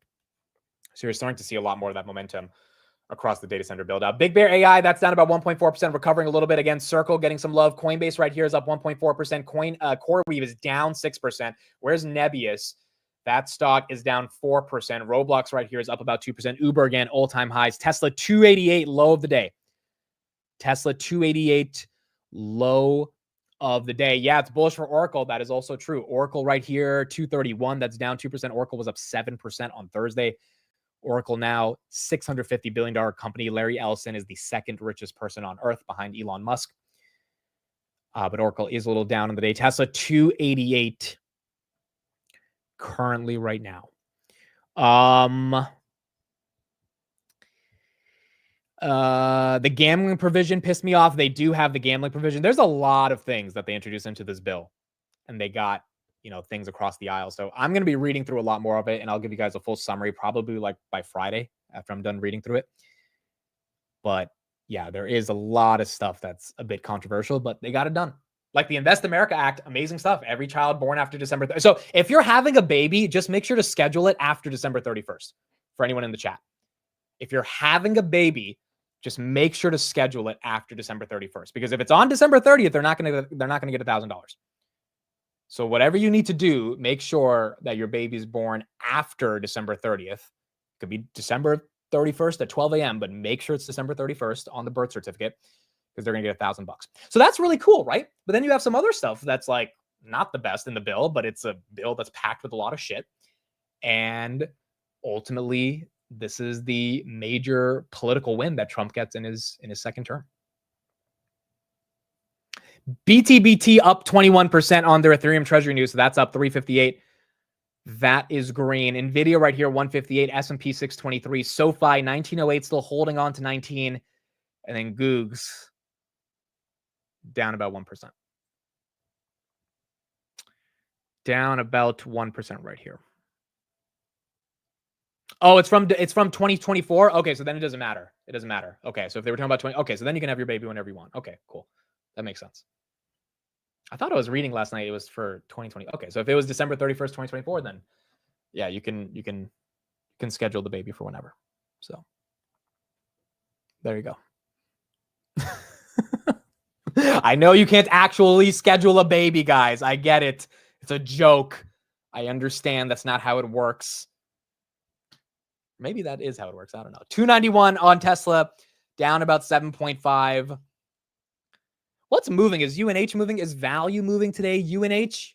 No, UNH is down 1%. All right, so UNH is getting hit. Verizon's getting hit. Dude, even the value names are getting hit. AT&T is slightly green. Verizon's red. What about J&J? J&J, that's slightly up, basically flat. Pfizer, that's flat as well. Pretty much everything, value and growth. Nothing's really catching a major bid. And then Tesla trying to hold on for 290. Circle, I don't know why Circle's up, but Circle's up. I don't think there's any big news this morning, but Circle is going green. Dell's going green as well. We got some of the semiconductor names that are getting some love. SMCI is flat. Or sorry, SMCI is down 3%. XRP's up right now. XRP is up 2%, 232. This thing was, what did it top out at? It topped out at $3 in January. Now it's at 230. It's up 10% year to date. Over the past year, it's up 420%. So XRP is not done too bad over the past year. A lot of these altcoins, though, just haven't run as much as I think people expected them to run. But, you know, Bitcoin still has had a pretty good year, even though it's been kind of flat. I mean, it peaked at the inauguration. I think we got above the inauguration. We got to 113, right? 112 or something. Yeah, we got to about 112. And now we're stuck at 108. But, you know, a lot of people, even Tom Lee, predicted Bitcoin could go back down to 60 in 2025 before we make the leg up to like the 250, which is his price target. We didn't get anywhere close to that, bro. Even during the tariff drama, I think the worst we got to was like 85. And so Bitcoin's been holding up pretty nicely.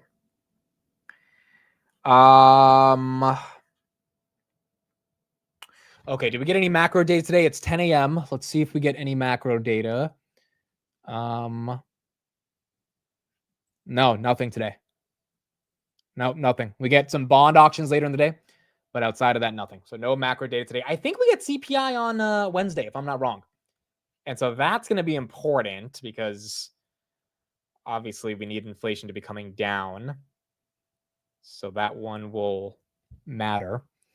But outside of that, nothing else too crazy this week. Have you adjusted your grab position? No, my grab position is the same that it is. A lot of options, expiry January 2027. Price target is around $10. Sachin had a tweet over the weekend saying that the longer grab is under 5, the higher the more of an opportunity is. And I kind of just agree with it. Like, there was another good post right here. I'm not going to go through the whole thing, but I'll share it right here by Gab Growth, who the COO of Grab did a conference.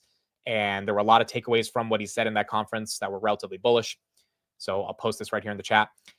I'm getting to the point where I truly am starting to become long on the thesis. And I just think regional consolidation is happening. And Grab's going to be the beneficiary of that as their operating margins scale. And I think share price appreciation will come as a result of those operating margins and free cash flow scaling. So it's one of those things where the immediate near-term catalyst is if they tell us what they're going to do with the $1.5 billion that they raised at 0%.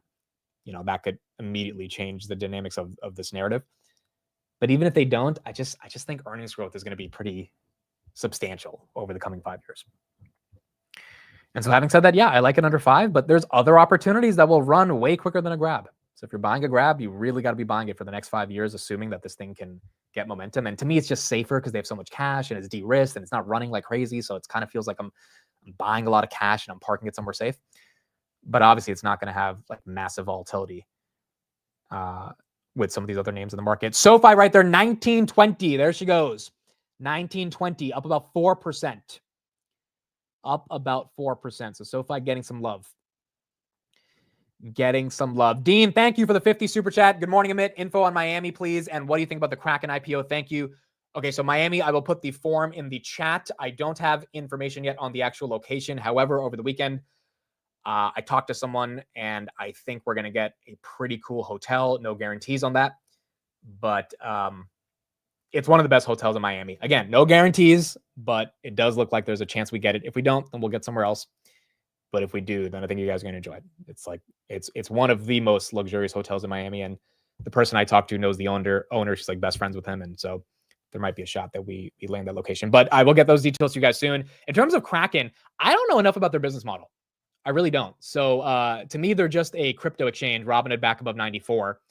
And, you know, they're getting into the tokenized stocks and all that stuff. I don't know if I would ever buy Kraken over Hood, right? Like the growth prospects. If we're looking at brokerages, to me, Hood's, you know, just proving themselves to be the winner here.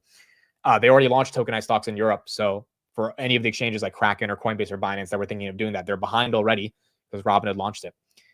So yeah, I don't know. I would have to go through the numbers, but it's just not the most exciting to me. SoFi right here, 1918, Google 177, Google getting hit down about 1.12. Duolingo's up a little bit. Disney's up a little bit. Block's up a little bit. Rocket Lab 35.99. That one's down from 37, but that's green. And then Home Depot, that another value name is also down. Nubank as well. That's down 1.5. Palantir 134, slightly green on the day. Where's Webull? Are we holding 1250?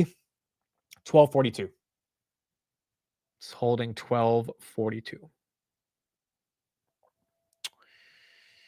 How are my SoFi calls looking? Well, they should be up today. Yeah, they are up. We are up about 650% on those. So now I need theta, right? I need to get to 20. And I also need this thing to get into January 2026. A, because I don't want to sell it in 2025 because there's going to be tax implications. But B, the closer I sell to expiration, the more chance there is for maximum value on the spreads. So this is what they're looking like today. And I know a lot of you guys loaded up. I mean, dude, I bought my dad $10 calls on SoFi back in September of 2024. So my dad, let me check his account right now. He has how many of these? He has 8 of them. Yeah, even he's up 350%. He's up like $6,000 on these. So for those that bought SoFi calls when it was in that $7-8 range, I mean, stock's at 19, it's basically tripled. Like those calls have to be doing pretty well. There she goes, 19.28. All right, so now she's really breaking above these levels. Unity's up 6% today. All right, so Unity getting some love. 7%. This one has been back and forth all year. All right, 2023, they were at $50. They partnered with Apple, and then the CEO did something stupid for developers, and the thing just tanked. And it's been a couple years for trying to recover. But that is up 7%. They basically have a duopoly with Unreal Engine in the gaming space, so Unity and Unreal Engine. And, you know, most people think Unity is the winner. Also, they were one of the first partners with Apple's Vision Pro. I was at the Apple store over the weekend, by the way, because I had to return my sister's Air Maxes that they were just not working, so I had to get some new ones. And, dude, the Vision Pro section, completely empty. Like, just no one cares about it. It's just, I wonder when they're going to introduce a new version of that product, because right now, like, just no one cares. No one. Anovix up 8%, by the way. Wolf is up 60%. Didn't these guys file for bankruptcy? Why are they up 60%? They literally filed for bankruptcy like a month ago, if I'm not wrong. Why the hell? This is a semiconductor name that just wasn't able to, you know, get all the way through. See, this is the part of the market that I don't like, bro. Why is a company pumping up 60% when they filed for bankruptcy? This is what makes you feel like it's a little too frothy, bro. Like, what the hell's going on here? BMNR, by the way, 108. Tom Lee's company down 20%. It was at 160 on Thursday, opened at 140 today, now down to 108. So that one's getting hit. But I have no idea why Wolf is up. Are they restructuring the bankruptcy? I mean, let me see if I can get any headlines on it, but that's weird, right? Like, why are people bidding this up? No, I don't think it's anything fundamental, bro. I'm seeing zero news, zero press releases. This is all I see. A lot of people posting charts. I see zero pieces of news that would indicate they're doing something on a fundamental basis to get people excited. Yes, filing for bankruptcy doesn't necessarily mean you're broke. That's fair. But I mean, who exactly is buying this up 60% after they filed for bankruptcy? Like, what exactly is the bull case? And if there is no bull case, then it's pure momentum and pure chasing, which is fair. I mean, there's people that will trade it just on that. But I wonder what was the catalyst to even get a little bit of that pump today? Because, you know, before it was up 10%, then 20, then 30. There had to be something to get that initial momentum. And now it's up 57%. New CFO. That's why. Yeah, you're right. Yeah. Okay. So that is the one. Yeah, that is the one thing I see. They did get a new CFO. That's enough to pump it 60%. A new CFO on a company that filed for bankruptcy. I mean, maybe the CFO gets them out of bankruptcy. Maybe that's the argument. I just feel like that's frothy, bro. I feel like that's frothy. Google right here, down 1%. SoFi getting rejected at 1930.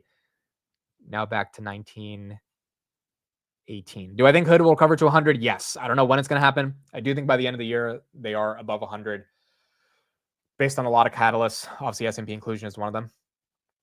But it would not surprise me if it retests 80 again. It really wouldn't. But again, we have to remember, Hood launched tokenized stocks. They are live. Like, they are picking up revenue every single second while people are trading tokenized stocks in Europe. It's live. And it's in every country in Europe. It's not just Germany, not just Italy, not just Sweden. It's everywhere across Europe, across the EU. Tokenized stocks are live. And so now it's a question on the Q3 earnings call, because Q2 it's not going to show up. But Q3, my number one question is going to be like, what's the activity like? Because if they can tell us we have hundreds of thousands of people across the EU that have signed up and that are trading every day, I mean, that's a vector of growth that like immediately changes the narrative. And I think the street has recognized that, which is why the stock got re-rated up to 100 last week. But the street's going to be like, wait a second, that's a lot more net deposits. That's a lot more engagement. That's a lot more activity. That's a lot more gold subscriptions. Like, that's just a ton of more people that are using the platform. because of tokenized stocks. So I think that could be the reason why Hood definitely gets back to that $100 range. Iran right here is green after going down 10%. It's back to being green. So that one is getting some momentum again. CleanSpark, I'm not sure why CleanSpark's down because they announced today that they're, I'm going to say it wrong, but their exahash per Bitcoin or something like that is like the highest it's ever been. I'm definitely getting the terminology wrong here, but they put out a PR this morning saying like they have just amazing metrics across their mining operation. So I'm confused why that one is down 8%, but it is getting hit right here.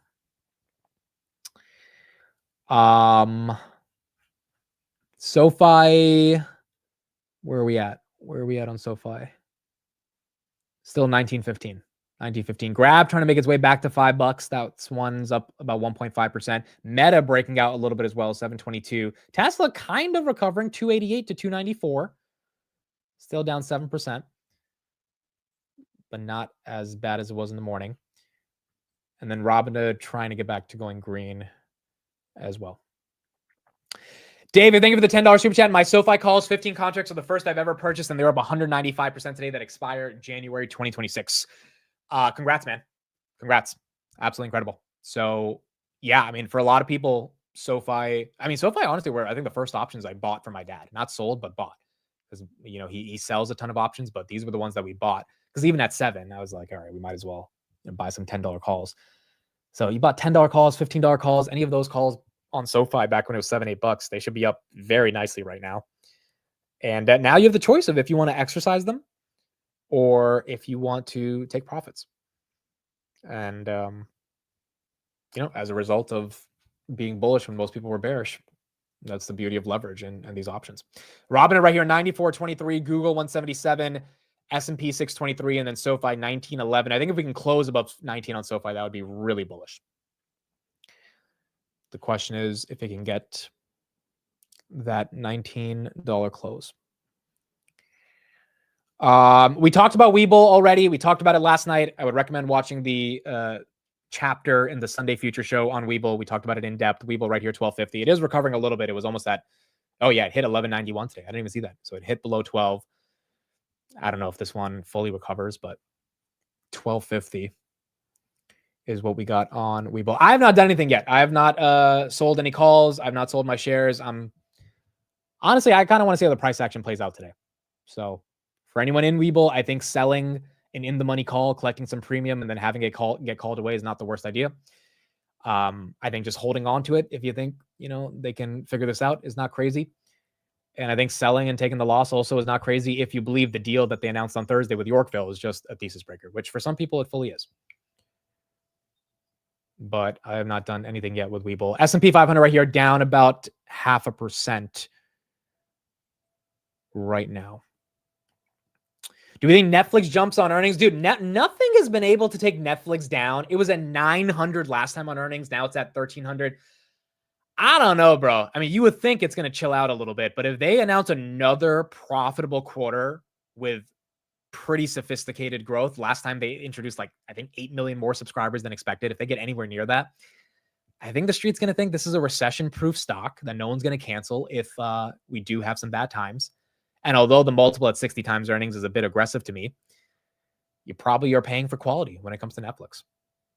Wow, SoFi just went below 19. All right, so you're getting a lot of sell side pressure on SoFi right here. Closing above 19 would be really bullish today, but you are getting some people taking some profits right there. Netflix at 1281 on the day.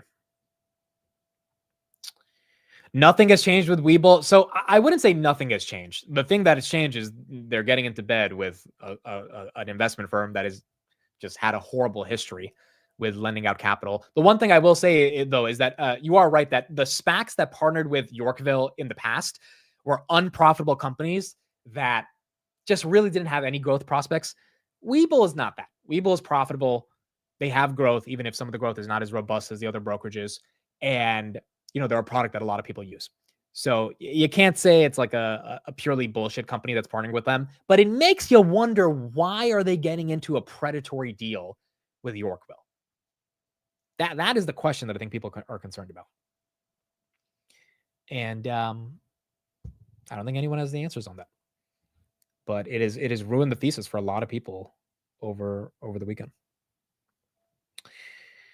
I wonder how much Netflix makes from T-Mobile subscribers. Yeah, they do have a partnership with T-Mobile, which has worked out really well for them. I mean, they've just found a way. The one thing I hate about Netflix is Squid Game 3 was absolutely horrible. And this was a Netflix original. Squid Game was, I thought, the greatest show they've ever created in the history of that company.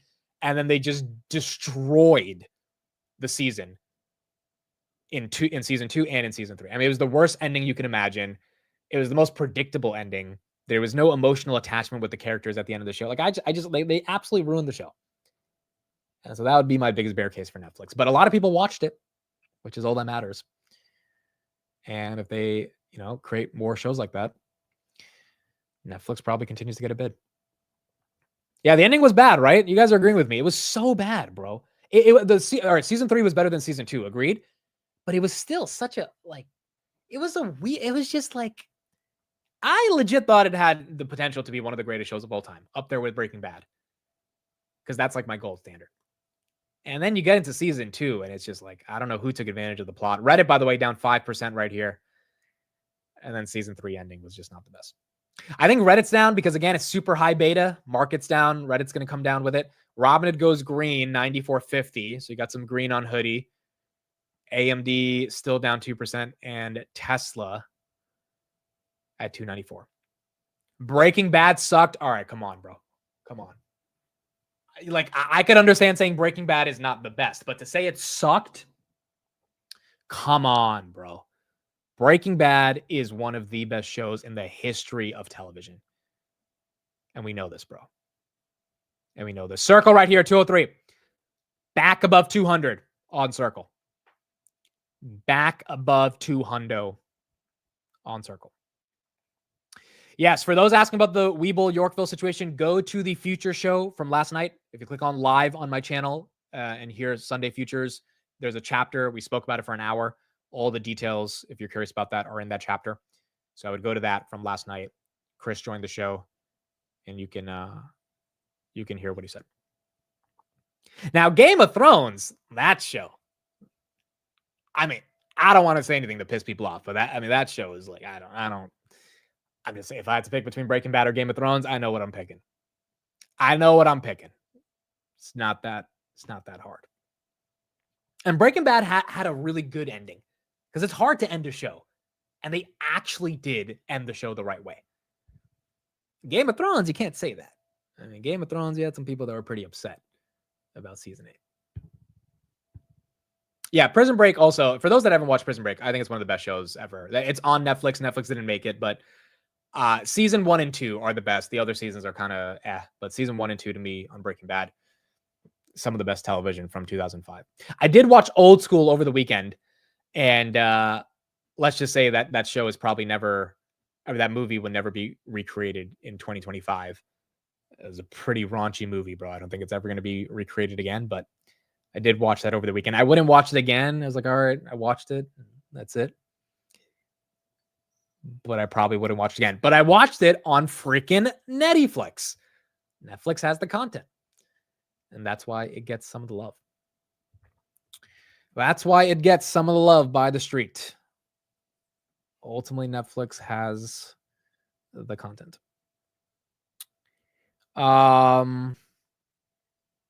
Okay, I tried watching Ozark. I thought it was trash. Ozark was not that interesting.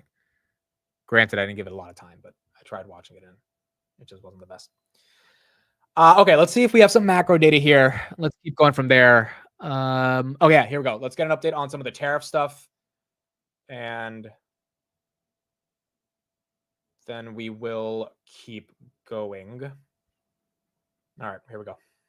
White House once again. We are expecting a lot of movement here just over the next few days. Starting, of course, later today, the president posted overnight on Truth Social that starting at noon today, the U.S. tariff letters and or deals, as he calls them, will be sent to various countries from around the world starting at noon today. This, of course, is the idea we've heard from the president that he will reach out to countries and let them know the tariff that he says they will have to pay to do business with the U.S. It ends up being a tariff on their exports to the United States, paid for by whoever buys those exports, but he says he's setting those rates as soon as later today. Officials say those letters will be going out over the next 3 days, but Treasury Secretary Scott Bessent told CNBC this morning that there is potentially still some time to negotiate and that new offers are still coming in. Take a listen. My mailbox was full last night with a lot of new offers, a lot of new proposals. So it's going to be a busy couple of days. But importantly, too, that President Trump has said that the countries would not go back to the reciprocal rate until August 1st. So effectively moving the goalposts again there, guys, to August 1st from July 9th, which initially had been the deadline for these higher tariffs to take effect. Now, just one point of clarity on that. The July 9th deadline for the reciprocal rates to kick back in is written into law via executive order. So one question I'm asking here today and trying to get clarity on still is whether we'll see new text in order to change that. Otherwise, they say now they're not taking effect until August 1st. Guys. Megan, do we know more about the idea of the BRIC countries and whether they could face additional tariffs if they align with, quote, anti-American policies?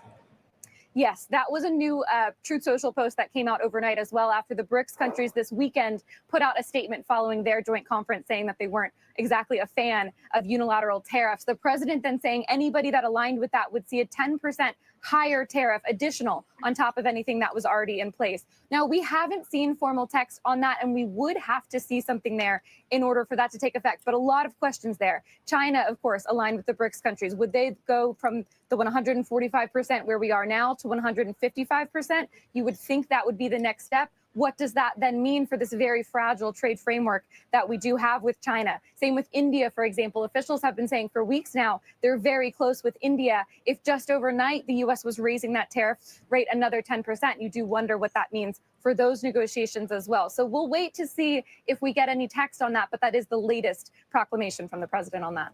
Yeah, and of course the R in BRICS being Russia, and there's supposed to be an embargo. I mean, it's kind of messy.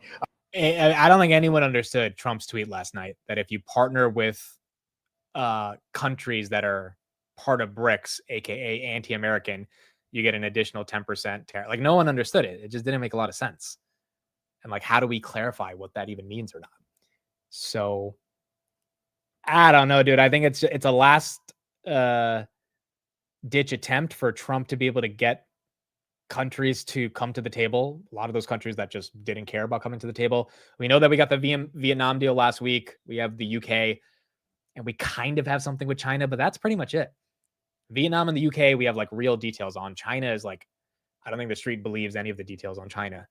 So India, Australia, South Korea, Japan, Canada, Mexico. I mean, these are the deals that people are really looking forward to. And we just don't have the details on them yet. Grab right here, 497, Reddit 150, trying to recover a little bit, slow down 4%. Palantir Green 134.74, and then Tessie 294. Circle is green. Yes, it's getting some love. Guys, do we just hold Weeble here, bro? Does this thing bottom out at 1264? I mean, it would be hilarious if this thing jumps back up to 15, 16, if it gets anywhere near 20. And all of us that got so bearish over this Yorkville thing is just like a nothing burger. Like, that would be kind of funny, right? Kind of want to hold the shares just for the hell of it to see if that happens. It's just that, but like, when that happens, they might dilute you immediately. And like, that's the ugly part about this. But it's not, down 10% is, I kind of thought max pain would be around this $12 range, and like real max pain would be around 10. Which, if it went below 10, I mean, that would just be disgusting because the 52-week low is like 1030. I don't know. Maybe we just hold this shit. Maybe we just hold it. Time enhance it. Dude, it's just, if they had partnered with anyone else for this dilution, I don't think we would care. But Chris, Tevis, Roy, all of them, they cannot stand Yorkville. Like, it's just one of the most predatory firms ever. But who knows? Maybe there's enough of a retail audience to keep Weeble out there.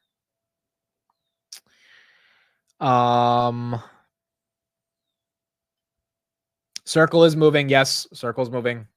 Circle 202. That's green. OpenAI is distancing itself from Robinhood's latest crypto push after the trading platform began offering tokenized shares. What's your take? We talked about this a lot on Thursday's Market Open. I think we spent a good 15 minutes going deep on this. OpenAI doesn't have a say in this, quite frankly. Like, it's not up to OpenAI. They can say whatever the hell they want, but it's not up to them. At the end of the day, traditional assets, whether they are public stocks or private entities, are going to be tokenized. That is happening. Robinhood did not go to Google and Amazon and Palantir and Meta and say, hey, do we have permission to tokenize your stocks? Like, no. And quite frankly, they don't care. Because again, when you buy a tokenized stock, it is going to a market maker in the United States that's buying a share of that company, and it's backing it one-to-one with the tokenized asset. You're not buying something out of thin air. You're buying a real share. It's just a tokenized version of that share. So it's not literally a real share, but it's backed by a real share. So Robinhood has OpenAI equity. They own it via an SPV, a special purpose vehicle. And so whatever tokenized coins they made is just reflective of the assets they own of OpenAI already. And they just gave it out as like a fun giveaway to people. They did the same with SpaceX. And OpenAI can't really do anything about it.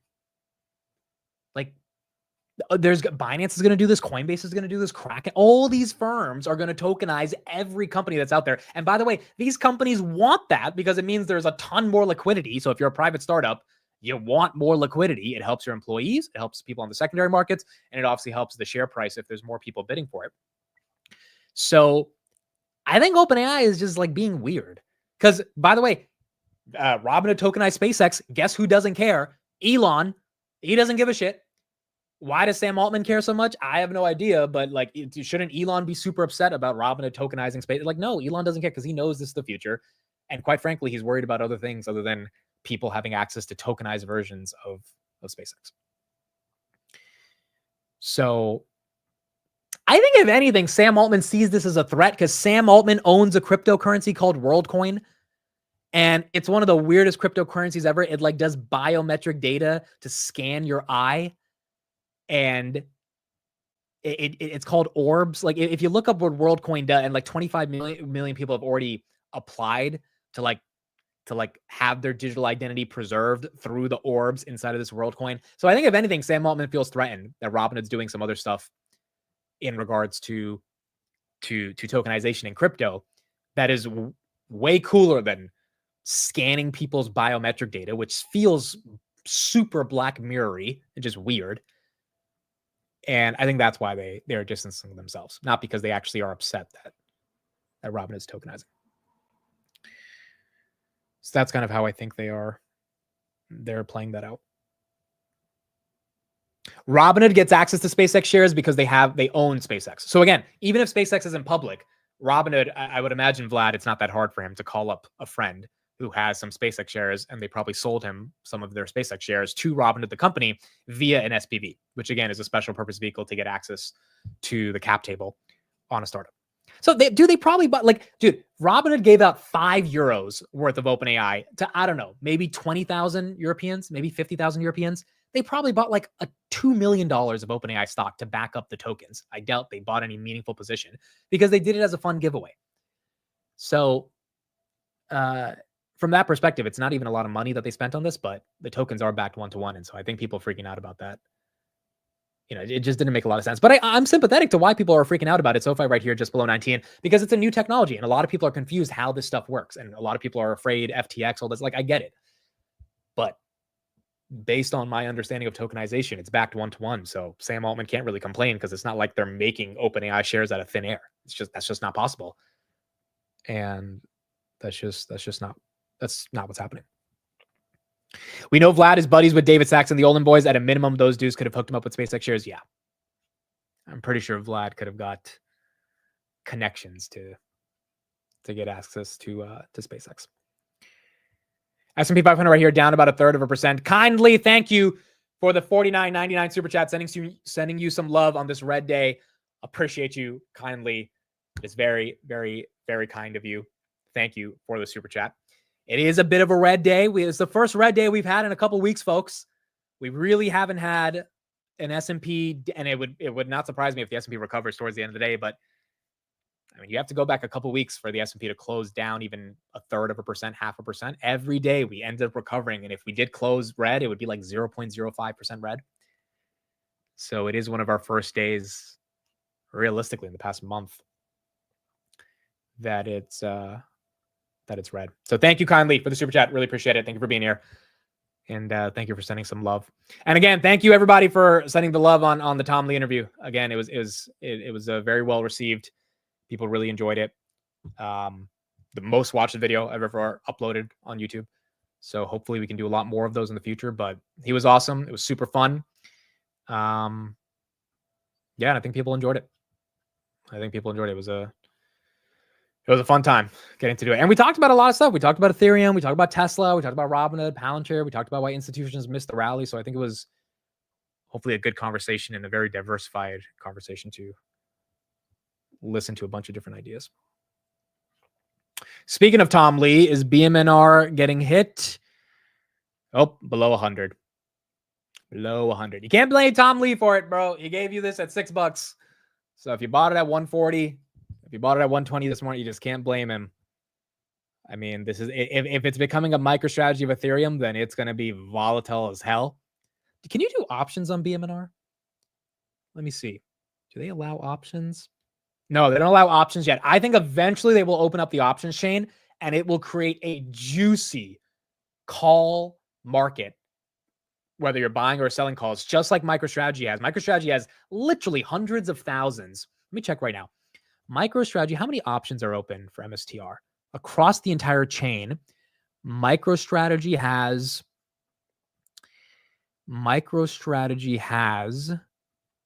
I'll tell you right now, 1.1 million options open. So 1.16.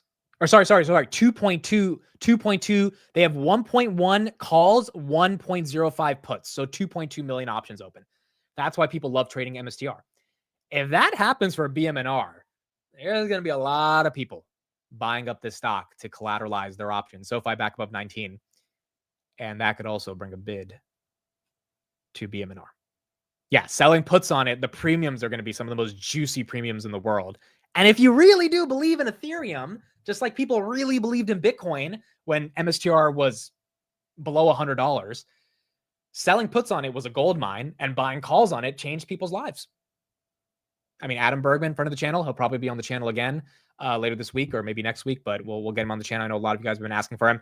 He bought a lot of options on MSTR when that thing was like $40. And he made a really good amount of money because he saw Saylor's vision for Bitcoin.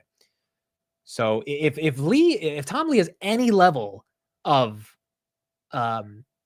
ability to replicate what Saylor did with MSTR for BMNR via Ethereum, I mean, this thing could get very juicy. But it does mean, it's going to be volatile up or down, and you're just going to have to live with the volatility.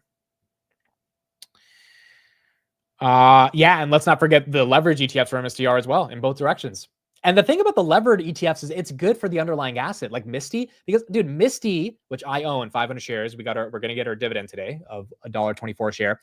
This thing has 5.2 billion in AUM. All that money is going into buying MSTR at the end of the day. So all these derivative ETFs that are levered against MicroStrategy, they get a ton of money that at the end of the day, they have to buy MicroStrategy stock, or at least they have to contribute to the call option market for MSTR. And it just means more money gets pumped into it. So, that could be another catalyst for BMNR. But I do not own it. Kind of thinking of just buying Ethereum, bro. I mean, his argument around Ethereum does make a lot of more sense to me. I think BMNR, it's just pumped way too much for me to buy this at these levels. But I think his argument around Ethereum and stablecoins, I got to do a lot more research into it, but I don't think it's wrong. I mean, if stablecoins do succeed and Ethereum is, the thing I'm confused around is Ethereum going to be the de facto blockchain for stablecoins? Because if it is, I think it's an easy buy. I think it's a very easy buy.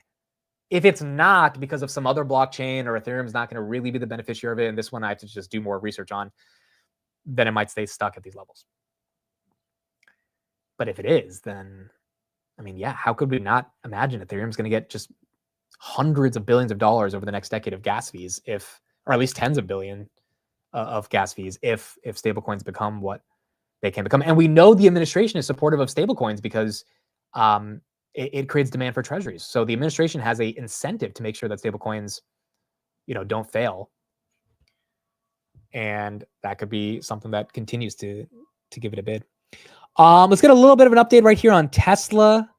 See what some of the street is saying, and then we'll go from there. Details ahead. And we mentioned Tesla, those shares sinking after Elon Musk said he would form a new political party called the America Party, which would focus on just 2 or 3 Senate seats and 8 to 10 House districts. Let's bring in Phil LeBeau now with more on Tesla's pullback this morning. Phil, market doesn't love Elon Musk being distracted. No, they don't. The market, and by that we mean investors, they want Elon Musk to focus on Tesla. I think that's pretty clear as we've seen things play out over the last month, going back to his initial sparring with the president and then saying, okay, let's get past this. Tesla shares went back up. Now they're under pressure again. That's because he posted on X that he would like to start, or plans to start, what's known as the American Party. It would be a third party. And on one of several posts that were on X over the weekend, he wrote, by a factor of 2 to 1, you want a new political party and you shall have it. Well, investors would rather have him focus more exclusively on Tesla, especially after reports that he was going to be taking over, overseeing day-to-day operations more closely in Europe and in North America. And the shares had been rallying, but that is not the case this morning. There is one bit of good news if you're a Tesla investor. UK sales in June up 14%. You combine this with China sales being up 1%, that report coming out last week. Perhaps we're seeing a bottoming in terms of the fall off in sales internationally. Nonetheless, last week, the company reported Q2 deliveries of 384,000 vehicles, 122, just a shy below the estimate, but I wouldn't really call it a miss. The estimate was for 387. But this is the focus that most believe Elon Musk should have when it comes to Tesla, restoring deliveries, focusing on the robotaxi, Optimus. That's where the investors want him to go. In fact, Dan Ives out with a note today. Now, Dan Ives. So we talked about Dan Ives. He's upset that Elon is focusing more on politics. I think the number one question now is going to be, does he actually form the America Party? And if he doesn't, this is a nothing burger, and it's probably a good dip to buy. If he does, yeah, I think it's probably going lower. But I think that's where the street really wants to get clarity. Robinhood making a little bit of a move, 94.90. Let's see if we can get back above 95. SoFi right there, 19.12. SoFi still holding the 19s, which is very nice. Is Webull moving at all? Webull 12.47, basically still around that 12.50 range. Tessie 2.93. I know a lot of you guys are mentioning Wolf. We talked about it. Filed for bankruptcy, hired a new CFO. That's why the stock is up. I'm afraid to ask how many of you guys chased it this morning. But based on the comments, I think a decent chunk of you chase this freaking thing in the morning. Well, you're up. You're up, right? If you chased it, you're up. It hasn't really tanked all morning. So, I mean, there is a thing called taking profits. But if you want to see it go higher, then I guess you hold on and see if it is able to pull a BM&R. But regardless, this one seems to be pumping based on that CFO news. They did file for bankruptcy. Is Rocket Lab still moving? Rocket Lab back to 37. Rocket Lab back to 37. I do not have a position in Ethereum. Not yet. Not yet. I always thought of it as a blockchain for like NFTs and smart contracts. I never thought it as something special. Now that stable coins are in the mix, and those, I do think are going to matter a lot more over the next decade. I can see the thesis, but I've got to do a lot more research to see if it's worth like actually building into a crypto position. Yes, I'm still in Webull. I've not done anything with my Webull. I've not done anything. Quite frankly, I might just hold it and see how this plays out. But didn't make any moves on that yet. The American Party is just a fling for Elon. He'll be on to something else in a week. Okay, so let's do a poll on that. Is the American Party a fling for Elon. What do we think? What do we think? Is it just a little one-night stand for him and he's going to go back to Tessie eventually? Where's Big Bear? Big Bear is down 2%. What about the quantum names? QBTS. Let's go to the ETF challenge. Let's see how the ETFs are doing today. Everyone's probably a little down given the market is red.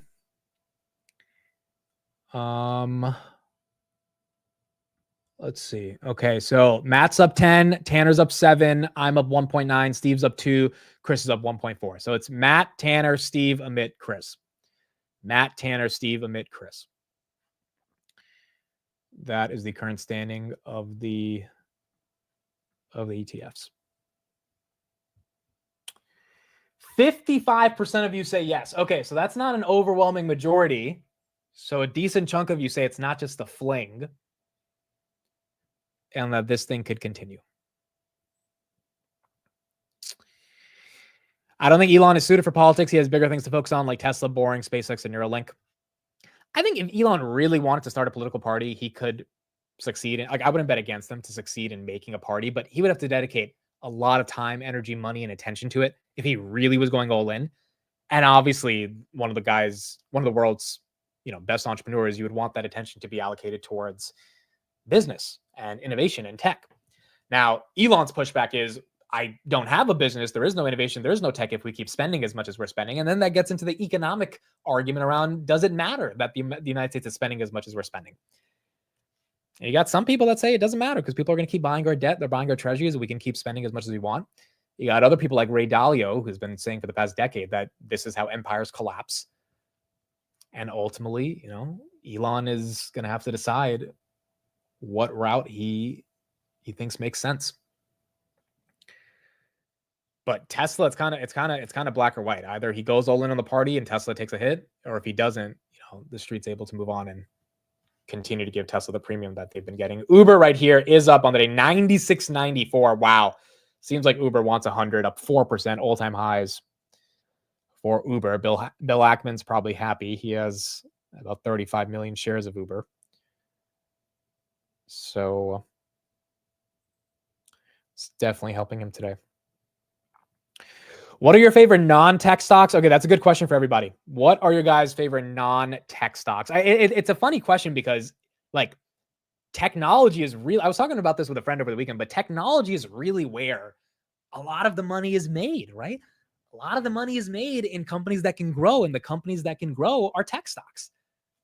Over the past decade, we've seen that the best performers have been technology companies that have been able to outperform the market because of fixed cost, operating margins, infinite scale, massive TAMs. All of these arguments contribute to why tech stocks are where people want to be. I would say one of my favorite stocks, I don't own it, but Costco, which has done incredible, even though it's not a technology company.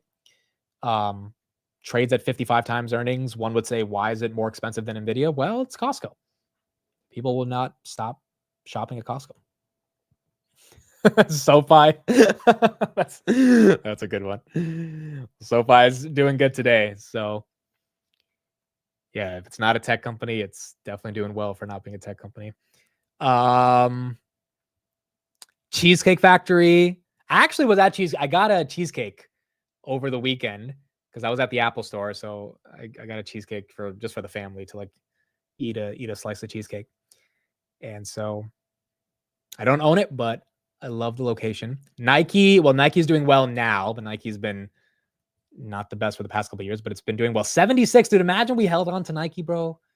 Up $16 a share. Dude, imagine I picked Nike over Duolingo in my ETF challenge. Nike was still on the board. I could have freaking had a 20% move on Nike versus a 10% down move on Duolingo. We didn't end up picking Nike. Elf. I see a lot of Elfs. I see a lot of Cheesecake. I see a lot of Costco's, Dutch Bros. Robinhood back above 95. There you go. 95.12 on Hoodie.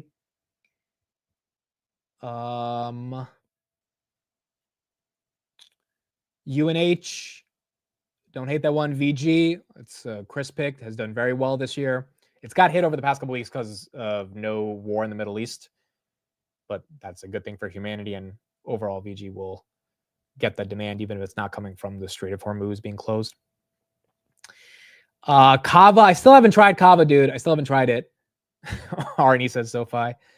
JP Morgan, I do have this. JP Morgan increased their dividend and the buybacks. I think they're going to have a good earnings, bro. I think all the banks are going to have a good earnings.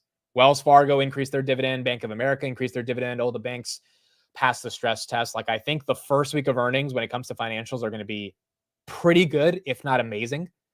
And that should set up technology stocks to do pretty well. Yeah, the cruise lines have done great this entire year.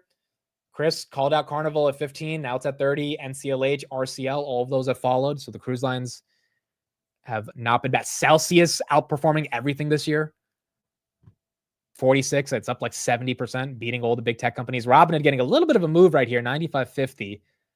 Maybe it's going to make its way back to 96. Palantir 135, and then Tessie 293. Any thoughts on Oscar? I think Oscar is cheap, but I don't understand the implications of the ACA, which is why this thing got hit pretty badly in the past week. I mean, yeah, there it was. It was at 22, now down to 16. Fundamentally, it's cheap. Like, there's no denying it. If you look at the financials, they're absolutely cheap. But I mean, this ACA subsidy stuff could hit them more and more. And like, I just don't think it's the same thing like Enphase, right? If you bought Enphase right before the big, beautiful bill got through the House the first time, and they reduced the solar credits by by 100%, it's getting phased out by the end of this year, or I think by the end of next year, or by middle of 2026. I mean, it's just a tough buy to have. It's tough to buy this thing at $60, and then that news comes out, and then boom, this thing stuck at 40 because they're just not going to get the tax credits that the government was willing to do for residential solar. And to an extent, the same thing is happening with Oscar. That's also why UNH is probably getting a little hit right here. There's probably some implications around the ACA and Medicare and Medicaid that affects UNH.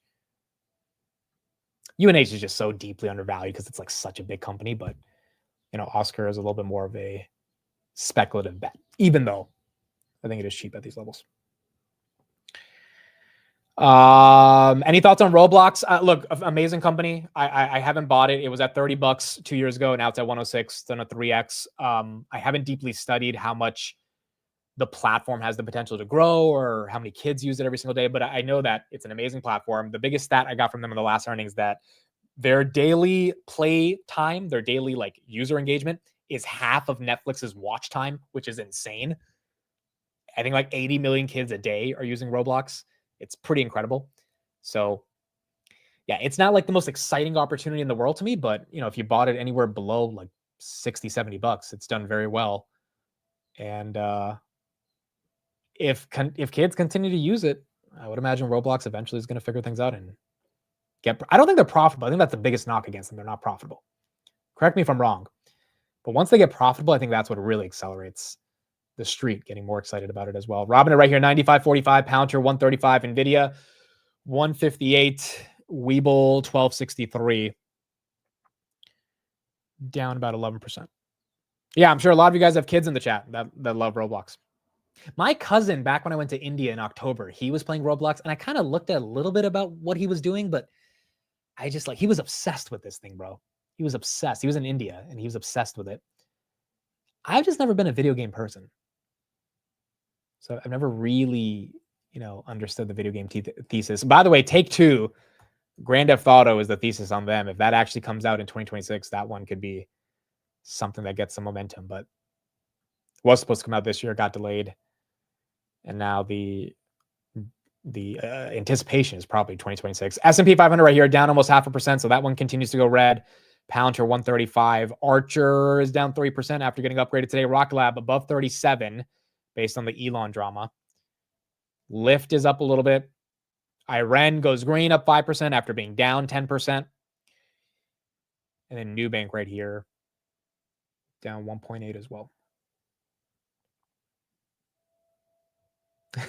There's my uncle in the chat. Yeah, it was his son who was obsessed with Roblox when I went to India. And I just didn't get it, bro. Like he loved this thing. Like he was just on it all the time. And I was like, it really, honestly, I should have bought some Roblox when I saw him freaking,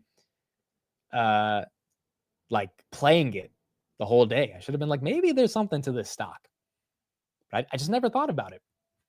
And then one of my other cousins, who's a little bit older than my younger cousin, I think he's like 15, he was playing it with him. They both had their computers lined up together with their headphones on, and they were just like in Roblox. And I probably should have. Where was the stock? October 2024. Where was this thing? It was at, dude, it was at $40. I should have looked at it at $40. I literally had 2 teenagers in India who are obsessed with it every day. Should have taken a deeper look at this one. But their daily engagement is just incredible. When do you move into your new place? August 11th. August 11th. So it might take a couple days though before we like do the house tour and stuff like that, because like I gotta decorate all that stuff. So you guys might not get the reveal until like August 20th or midway into August. Or if I get to set up everything before August, like I don't know when I get the keys. I gotta ask them, like, do I get the keys the day of August 11th, before August 11th, a couple days before? Because I want to show you guys when everything's like set up. But my mom's the happiest, bro. I told my mom to start making a wish list on Amazon of like all the stuff I need to buy for the house, for the apartment. Dude, her eyes lit up with joy, because my mom, she loves spending money. Doesn't matter if it's for herself. She spends a lot of money on herself when it comes to, like, it's like Christmas every day. We get a new Amazon package, but her eyes lit up. This thing has like 50 items on it. I'm like, how did you find 50 things that we need to buy for the apartment? I thought it'd be like 10 things, 15. It's like 50 different things. Like she got trigger happy with her fingers on all these different things in Amazon. I'm like, do I even need this? He's like, oh yeah, of course you need this. Like she and it's my credit card. So it's like basically an unlimited credit card for her. Women are talented at spending. Dude, my mom, I don't even think talent's the right word. I think if there was like an Olympics of spending money on Amazon, she is single-handedly keeping earnings afloat. I mean, I'm so serious, bro. I'm so serious. And so she was happy, dude. It was like the greatest thing in the world that I asked her. It's like, when I tell my grandmother, can you make me some food? And she like, her eyes light up because she finally gets to make me food. My mom was like, I get to buy you stuff? It's like, no, you get to use my credit card to buy me stuff, but you get to go basically shopping and have an unlimited credit card to buy whatever you want. But yeah, she was happy. She was happy about it. I don't know. I'm trying not to spend a lot of money, bro. I'm trying to keep the furniture costs and everything else associated with it to like 10K or under. I think it's going to end up being like 15K because I'm building out the podcast studio and there's probably going to be some expensive equipment I have to buy. But I think 15K for the sofa, the mattress, all the random stuff I need, the podcast studio. I think we could do it in 15K. I think that's reasonable. And so I'm trying to keep the costs at those levels. Yeah, to be honest, bro, like, I don't know why we all are. Who owns Amazon in the chat? I don't know why I am not heavily, but like why I'm not like DCing into Amazon every month. Like, we know this thing's not going anywhere. We know AWS is not slowing down in the age of AI. We know people are going to keep buying shit. We know their operating margins finally are above 10%.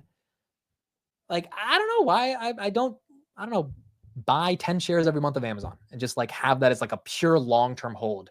I feel like this is the most obvious Max 7 that will be around in a decade. And if all the other ones have issues, Amazon is going to be the one that doesn't have issues because it's freaking Amazon. But I'm not really heavy or deep into Amazon. Yeah, I do not want to cheap out on the sofa and the bed. I want to get, that's what I'm saying. I don't want to go crazy. I don't want to get like a $7,000 couch, but I also definitely don't want to cheap out on it. So we'll see. Hopefully 15 grand is enough to cover everything. Dude, I just got a text. Dude, this is why some of these stock market folks are junkies, bro. This is what my boy just texted me. And if he's in the chat right now, he's probably he's going to be laughing knowing that I'm reading this out loud. He said, I feel like you'll appreciate this. I just had my second CEO dream ever. The first one was when I met Carp, but that one was when Palantir was $6.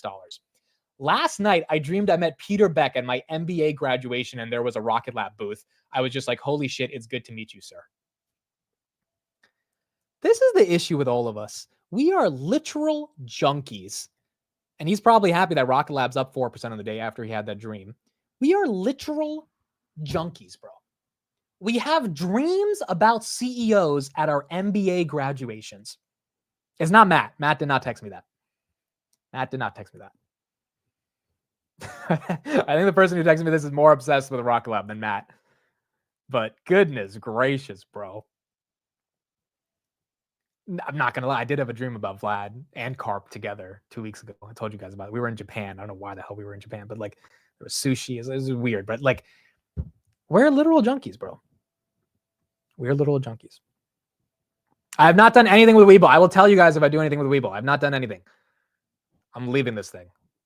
I mean, honestly, who knows, dude? What's that Elon thing? Fate is irony or something? Or the most exciting outcome is the most likely. Wouldn't it be funny if this thing pumps back to like 15? I mean, we bought it as a gamble. Might as well leave it as a gamble right now. So I don't know. We'll leave it. Maybe we sell the calls when we get a little bit more green and then we can recoup some of the premium. But I think we just leave it right now. There he is in the chat. It was Erwin. Some of you guys know him. Some of you guys don't know him. But he's been in Rocket Lab since like $4 or $5. He started buying Rocket Lab at the same time Matt did. But he's a little bit more obsessed with Rocket Lab, I think, than Matt is. And he had a dream last night about Peter Beck at his graduation. So there you go. This is the obsession it takes, though. This is the obsession it takes to be heavily concentrated in a name. I mean, dude, if you've got a significant amount of your net worth in one stock, I feel like you should be having dreams about that CEO because you're not taking the safe route with the S&P 500. You are like betting that one guy or gal is going to pull it off. And I mean, you know, that's some heavy pressure on your portfolio. And if they do pull it off, like Vlad has done, like Harp has done, like Sir Peter Beck has done, then it definitely feels better.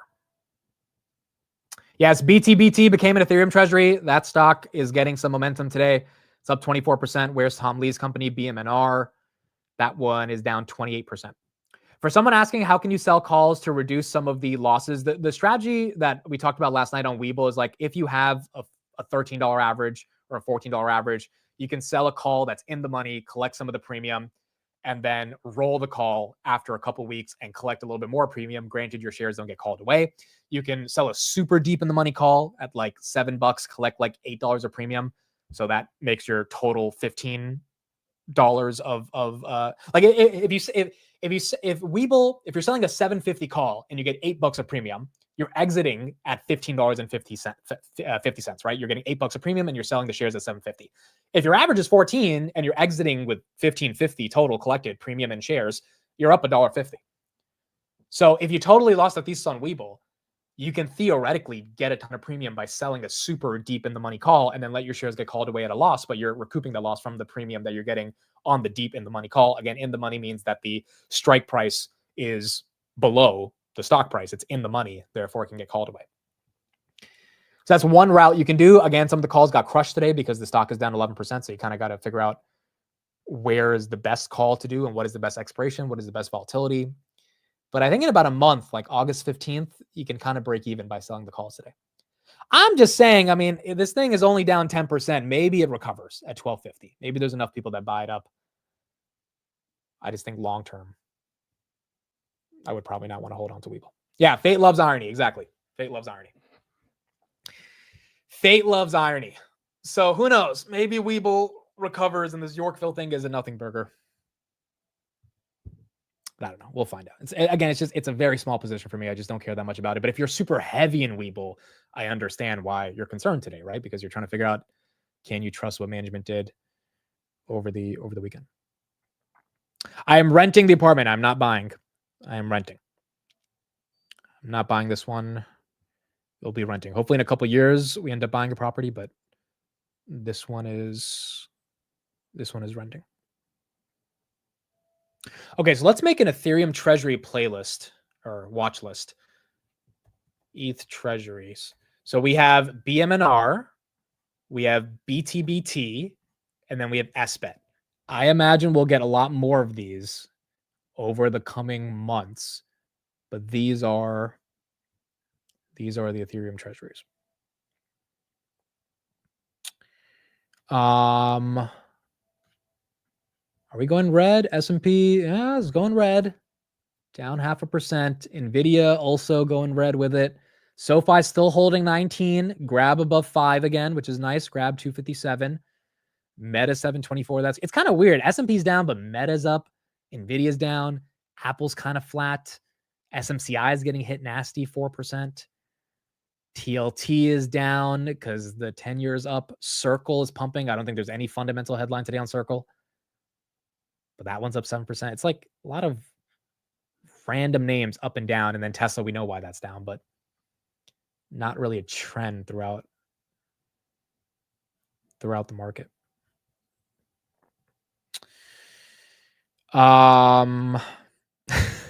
Bro, you're doing an investment channel and you're renting? Dude, it's even worse than that. I'm Indian and I'm renting. You know anything about Indians? We don't freaking rent, bro. Broke my dad's heart when he found out I was renting. But no, dude, I did the math. It makes no sense to buy. It makes just no sense to buy. The down payment I would have to put on a property right now and the money I would have to take out of the markets makes no sense given the return that I would get.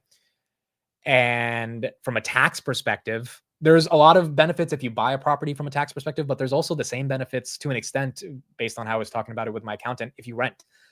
And so when I did all the math, it made way more sense to rent. And my plan is in the next couple of years, hopefully 2 to 3 years, I want to sell some of my private stock to be able to put a down payment on a property.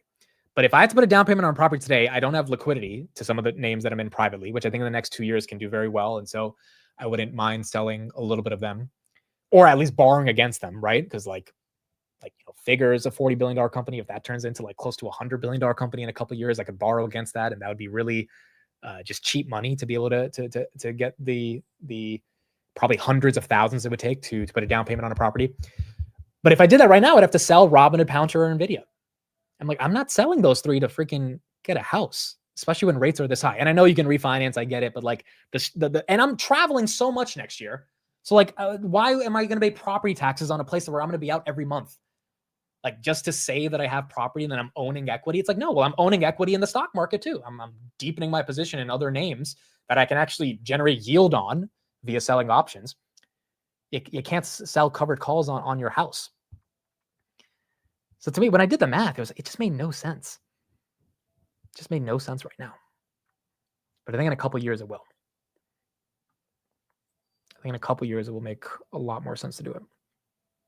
Although I looked over the weekend on some websites on like making, all right. So one of the pieces of art we're putting into the apartment, it was so funny. Tom on the podcast, like, do you have any art? I was like, no, I have no art. I have no watch. I have nothing, Mr. Tom Lee. I have a Tesla. That's it. That part was hilarious. But I'm going to blow up the Palantir logo and the Robinhood logo side by side. And I was like looking at this website, how I could like design them. I think it's going to look really cool. So we are absolutely putting the Palantir logo and the Robinhood logo in the apartment. And, we're going to need those two companies changed my life. We're going to have those two companies in the apartment. So I think we're going to get some fun art. We're going to make it look really cool. Someone offered, bro. So one of you guys messaged me on Twitter and grab above 5. You guys, they paint. And he was like, can I paint a picture of Alex Karp for you? And then I went to his Instagram. The dude can really paint. So I was like, yeah, let's do it. So he's going to he's going to paint a custom photo of Alex Karp. And next time Tom Lee asks me if I have any art, I'm going to say, yeah, I have some art. Who knows, bro? Maybe this guy becomes the next Picasso. Like, but his Instagram was legit. And I was just like, all right, bro, if you want to paint Karp for me, I would love that. So yeah, I'll show it when it's done, but I think it'd be really cool. It'd be really cool. And I'll shout out his Instagram and everything when he sends it to me and you guys will be able to see it. But based on what I saw, he's a pretty damn good artist. And it'd be pretty cool to have something like that up there. Now, granted, if a girl comes over and she sees this guy with crazy hair painted, she might, feel a little, she's going to have to deal with it, She's going to have to deal with that guy. I'm just going to point and be like, that guy changed my life. Like it is what it, like it's, I don't care if you're creeped out. It is what it is. It is what it is. We're gonna need to, yeah, my wall of fame, exactly. You guys are hilarious. You meant guy. No, I did not mean guy. I meant girl. Goodness gracious, bro. But I think it would be funny, bro, if she walks in and she sees this random freaking guy with crazy hair painted. It should be above my bed, you know? That should be, you should do it above my bed. It's the perfect place to put it. No, I think I'm gonna put it in the studio. I think the podcast studio is where we're gonna get all that stuff. Like all the art I want to do in the podcast studio, that'd be like the best place to put it. And yeah, it should be cool. Tanner says Noto painting at 20. Dude, Tanner, we're close, man. We are close. Tanner deserves all the love and praise in the world when SoFi hits 20. And if it hits 20, it's probably going above 20. Because this guy has been rooting and campaigning for the stock for the past 4 years. He's been one of the only people. There's like a handful of people, but Tanner is, I think, the poster child for the guy who has stayed bullish in the midst of all of the BS over the past couple of years. All of the random earnings are amazing, but the stock dumps 10%. And so I'm just happy for this thing to get to 20 and for Tanner to get the praise. Because look, Tanner's been right about his thesis for the past couple of years. It's just the stock hasn't reflected it, you know, and it is what it is. I'm sure there will be plenty of names in the future where I'm technically right about the thesis, but the stock doesn't reflect it, and like it happens. So from that perspective, I think he deserves a lot of credit for it. Now, the one thing Tanner also did do, though, is he didn't only stay bullish on SoFi. He came over to Hood at 17. And I think that even, you know, requires a lot more credit, because to not be so dogmatic on like, no, SoFi is the winner, and to see what's happening in front of you and then not pivot as in being bearish SoFi, but to add something to what you're bullish on, which is Hood, which is in the same niche in financial technology. I think that deserves a lot of credit as well. And so I think Tanner deserves all the love and respect once this thing gets above 20 and hopefully into that $25 range. But also, you know, he got a lot of momentum with Robin at 5xing as well. And then if Nubank, if he gets Nubank to 20 this year, then he's going to be the fintech freaking mafia boss, bro. If he gets a trifecta of Nubank getting there. He does have Nubank inside of his in his ETF. So if this one gets there, that's definitely going to be helping out as well. Nubank right here, 13. Nubank was at $16 before the Brazilian real FX situation. And I think that's kind of resolved to an extent. So would it surprise me in the next few months if this thing gets closer to that 15-16 range? But Nubank right here at 1330, Robin at 94.50, and then SoFi just above 19. Stop glazing that Canadian. Dude, so many of you guys said I was glazing Tom Lee in the podcast. And it's like, yeah, I was, but it's like, dude, wouldn't you like, dude, it's Tom freaking Lee. Like, you have to. Tanner said, guys, I think he's flirting with me. That's exactly what I'm doing. You know, Tanner's going to be the first guy over the apartment. I'm just saying that right now. So Tanner, I'm telling you right now for the first time, you're going to be the first guy over for the apartment. Actually, no, Arnie's going to be the first guy. Arnie's actually, hold on. Tanner, well, no. So Tanner, let me just say, Tanner might be coming to New York potentially in the next month. Potentially. I'm not going to say why, but potentially. And if I have the apartment in the next month, which I'm not, Tanner would definitely be one of the first people to come over. But I'm not. But Arnie probably will be, because Arnie is coming in September. So, but Tanner might be coming to New York, folks. He might. There might be something happening in New York, and you might see us together. So we're gonna see.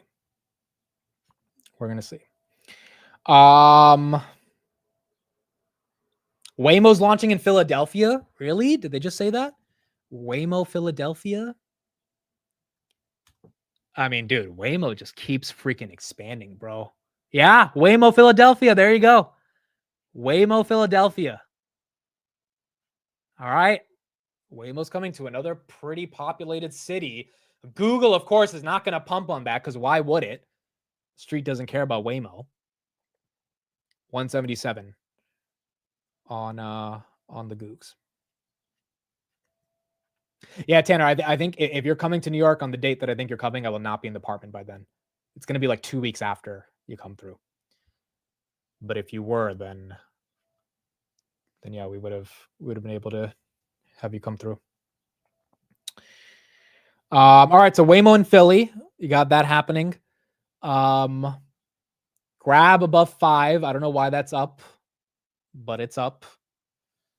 Again, I think earnings is really what's going to move Grab. Until then, it's kind of just going to be around that $4.90 to $5 range. And then Hims right here is down 3%. Okay, I have a question. For you guys. I have a question. Let's do a little window shopping right here. So Robinhood, actually today, so it makes sense to ask this question. Robinhood is doing a giveaway for 5 Bitcoin today, July 7th, and they're going to announce it July 21st. And the amount of money you've contributed into your brokerage is 1 entry. So I think I put in like $8,000 over the past month into my Robinhood app. That means I have 8,000 chances to win 1 of 5 Bitcoin. So here's the question for everybody. Here's the question. By the way, 56% of you said yes, the American Party is a fling for Elon. If you were to be one of the 5 people to win a Bitcoin from Robinhood, a full Bitcoin, not 10%, not $5 of Bitcoin, like a full $100,000 Bitcoin, they're going to announce it in a couple weeks, which I'm probably not going to win because it's going to be like a 1 in a million chance or whatever. But let's say I do. Let's say one of you do if you deposit anything into Robinhood. Would you sell that Bitcoin and take the 100 grand and put it into something else? Or would you hold on to the Bitcoin for the rest of your life and say, I can finally say I'm a full coiner now, I think is the term they call it, for owning 1 Bitcoin? Because I'm going to be honest, I would sell that shit so fast, bro. I would sell it immediately and take the 100 grand. I'd be like, I don't give a shit about Bitcoin, bro. Give me the 100,000 Dolores, bro. I would sell it as soon as I get it, bro. Let's do a poll for that. Let's do a poll. Like I would buy like 20,000 shares of Grab, bro. I'd be like, screw this. Would you sell a Bitcoin if you got it for free? Like I get the whole HODL community, but like, dude, it's already at 108,000. Like, let's say it even goes to 200. Okay, I doubled my money. And how long is it going to take to go to 200? But if I put it in freaking, even if I Robin it at like 94 or something, and I sell calls against all those shares, that's a lot of premium you're bringing in. If I buy it at Grab and Grab gets to $8 by end of year, that's a decent return, you know? Like if I put it in freaking NVIDIA and NVIDIA is closer to like 220 by the end of next year, like that's like, I just feel like I'd rather have that money in stocks than in Bitcoin. 60% of you say yes, you would sell it for free. You would sell it. Amit doesn't understand Bitcoin. No, I get it, bro. Like maybe that one day this thing is going to be worth 13 million a coin. I get it. I don't have the patience for that though. I don't have the patience. That's 100,000 in cash, bro. Like 100K in cash. You're telling me you wouldn't sell that? You would just leave it sitting there, bro? 100K in 108,000, bro. I feel like the investor in me from a market perspective would be like, dude, that's 100 grand that could be allocated. I could be making 2% a month on that 100K versus have it stuck in Bitcoin. 250K this cycle, dude. I hope if Bitcoin goes to 250K, Robinhood. I mean, you better buckle up if you own Robinhood, dude. We are going higher. We are going so much higher if Bitcoin gets to 250K. I don't know if it actually hits 250K this cycle, but if it does, then it would be incredible. But here's my question for those that are saying it's going to like moon to 250 this cycle, which I'm assuming this cycle is end of next year. You know, that's what, or midway until next year. That's what you're thinking. Here's my thing. My thing is, what's the catalyst? Because the big beautiful bill already happened. We already printed a crap ton of money. We're going to keep printing more money. Elon literally over the weekend said that fiat is hopeless when someone asked him, will the American Party embrace Bitcoin? What exactly is the catalyst to get Bitcoin to double in a year? Like what is that big thing that's going to happen that would keep this getting this much momentum? When's the next halving? When's the next halving? Yeah, it improves the Bitcoin thesis. I get it. But my point is, like, at what point to get a double on Bitcoin from 100 to like there, I feel like there has to be a string of events. Like last time we had the ETFs, right? And then we had the Trump election. The ETFs brought in a lot of capital, and then Trump deregulating the whole space brought in a lot of excitement. What is that next thing? There has to be something. You can't tell me Bitcoin's just going to go to 200 overnight. Like there has to be something that happens that gets people to care about it. Again, retail is not there in Bitcoin. We're looking at the Robinhood trading volumes, dude. In the month of June, it kind of sucked. Like it's nowhere near what it was back in November 2024. So retail's not really trading this as aggressively. So like, what is that thing that hypes it up? I'm curious. Like, what actually will it be over the next month or the next year and a half? Fears about U.S. debt. So, but why wouldn't that be causing Bitcoin to run right now? Like, wouldn't today be the perfect day for Bitcoin to be spiking up after we just added 5 trillion to the deficit? Like, that's my point. It's like, why isn't it happening now? Or maybe it's going to be a delayed reaction or something, but I feel like the news over the weekend was super bullish for Bitcoin, and you're not really seeing that much momentum. The USA buys Bitcoin. Dude, I mean, I just don't trust that Trump's going to do it. I think he lied. He said that to get elected. I don't really trust that Trump, like a strategic Bitcoin reserve would have happened by now. And remember, they called it a strategic crypto reserve because they did put out some stupid executive order. It was full of shit. They didn't do anything with it. It was all for smoke and mirrors, right? So it's like, it's all for show. I don't actually trust he's going to buy Bitcoin. I really don't. I also thought, where is he going to get the money to buy Bitcoin, bro? We just added 5 trillion to the deficit. The tariff revenue is barely going to come in at 250 to 300 billion if the tariff rates currently stay in place. Where are we going to get this magic money to say we're going to allocate to Bitcoin? If anything, Tom Lee actually had a hell of an argument. He said the United States government might buy MicroStrategy stock to get exposure to Bitcoin. And now it sounds kind of crazy when you hear it, but his argument is if the US wanted to buy Bitcoin on the open market and people found out, the price would skyrocket. Whereas if they just get indirect exposure and pay a 200% premium, aka 2x NAV, they're paying a heavy premium, but at least they're not paying, hundreds of thousands of dollars for Bitcoin, because as soon as people find out the US is buying it on the open market, I mean, it's going to get bid up like crazy. So, his argument was they might buy MicroStrategy. Now, I don't think the US government will actually buy MicroStrategy stock, but it's an interesting thought experiment to see how that would play out. Robinhood does not own any crypto, but they custody like 40 billion of crypto, but they do not own any crypto on the balance sheet.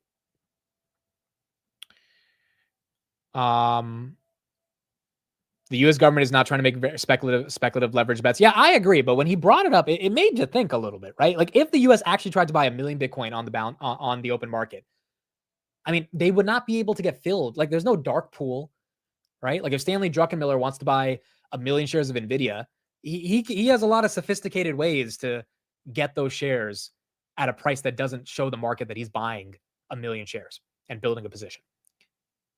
Warren Buffett's done this, Bill Ackman's done this, but like with the blockchain, it's not that if you're going to buy the Bitcoin, you're going to buy the Bitcoin. People are going to know. Now, great. Again, I don't think they would ever buy MicroStrategy stock, but it was an interesting thought experiment to just imagine how the US would get exposure. But again, I don't think Trump is telling the truth. I don't think he's going to buy Bitcoin. I really don't. And I'd love to be wrong, because if he buys Bitcoin, I mean, that's going to be, if the US actually buys Bitcoin on the spot market, that would be incredible for every crypto asset. Robinhood, Coinbase, all of them would get a bid. I don't think he will. I really don't think he will. I think he would have done it by now. There's no money in the big, beautiful bill allocated to buy Bitcoin. So again, that's my question. What is the catalyst for those that are saying it's going to go to 250K in the next year and a half to get there? Because honestly, I don't see it. But I hope it does happen. And even if it does the halving, like, is the halving going to pump it to 250K? Like, I don't know. And again, if it does, I'll be really happy. And dude, see, here's my thing. If I bought a Bitcoin at 100,000 right now and it goes up to 250,000, okay, you make 150,000 on your money. If I buy Robinhood at 94 with the 100,000, for example, and then Bitcoin pumps to 250, I think I get more from Robinhood, especially if I were to leverage up with options or anything like that, than I get from actually buying Bitcoin spot. So like the actual risk to reward is not as beneficial of just buying the asset in and of itself versus buying something that's levered against it. But if I'm holding Bitcoin for the next decade and Bitcoin goes to 1 million, then yeah, obviously it's probably going to outperform Robinhood. But even if it tops out at 250, like that's not the best risk reward at all from 100,000. Like that's kind of a crappy return if it's going to then fall from 250 all the way back down to 100, and then we're going to repeat the cycle. Which I don't think that has to happen, bro, because I think there's too many parties involved at this point. I don't think it has to have these 80% collapses that it's had it before. But ultimately, we're going to see it. Now, someone did sell a ton of Bitcoin over the weekend. There was a wallet that bought Bitcoin at 78 cents. Yeah, here it is right here. Someone bought Bitcoin at 78 cents back in 2011 on April 2nd. And they sold it on July 3rd for $109,000. So they made $1 billion off of 7,800. Okay, some people are saying moved, but other people are saying sold. So, I mean, I don't know. Brian Armstrong, the CEO of Coinbase, I think he came out and said he says he thinks it's, no one really knows for sure though. I think we need some more clarity on exactly if it was moved or not. But for those that are saying it's moved, how do you know? How do you exactly know if it was moved? Like, did the blockchain address change to a different exchange, which lets you know that it was moved? Because if it wasn't, then someone just made $1 billion. Okay, you're saying we know, but how? How do you guys know that it was moved versus sold? I'm ignorant to this stuff, so I'm genuinely asking because like I don't know the dynamics between how the blockchain operates here. But that could have been the reason why Bitcoin might have been down over the weekend. People might have seen this picture and thought that people are selling. There's some OG wallets from 2011, whether they're selling or not, right? But that also could have been potentially one of the reasons it got hit. It never went to an exchange address. Okay, so does that mean wait, hold on. So it has to go to an exchange address in order for it to be sold? Is that what you guys are saying? It needs to go to an exchange address in order for it to be sold.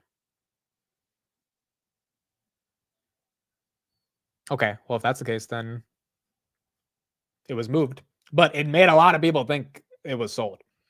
And you can't blame somebody for selling to it. It's $1 billion off 8,000. It was moved to Hood for the 2% match. Dude, could you imagine someone brought over $1 billion to Hoodie for it? What like that would be so 20 million, right? 2% of $1 billion? That's 20 million. What's 2% of $1 billion? It's 20 million, right? Yeah, 20 million. 20 freaking million. That would be incredible if it brought over.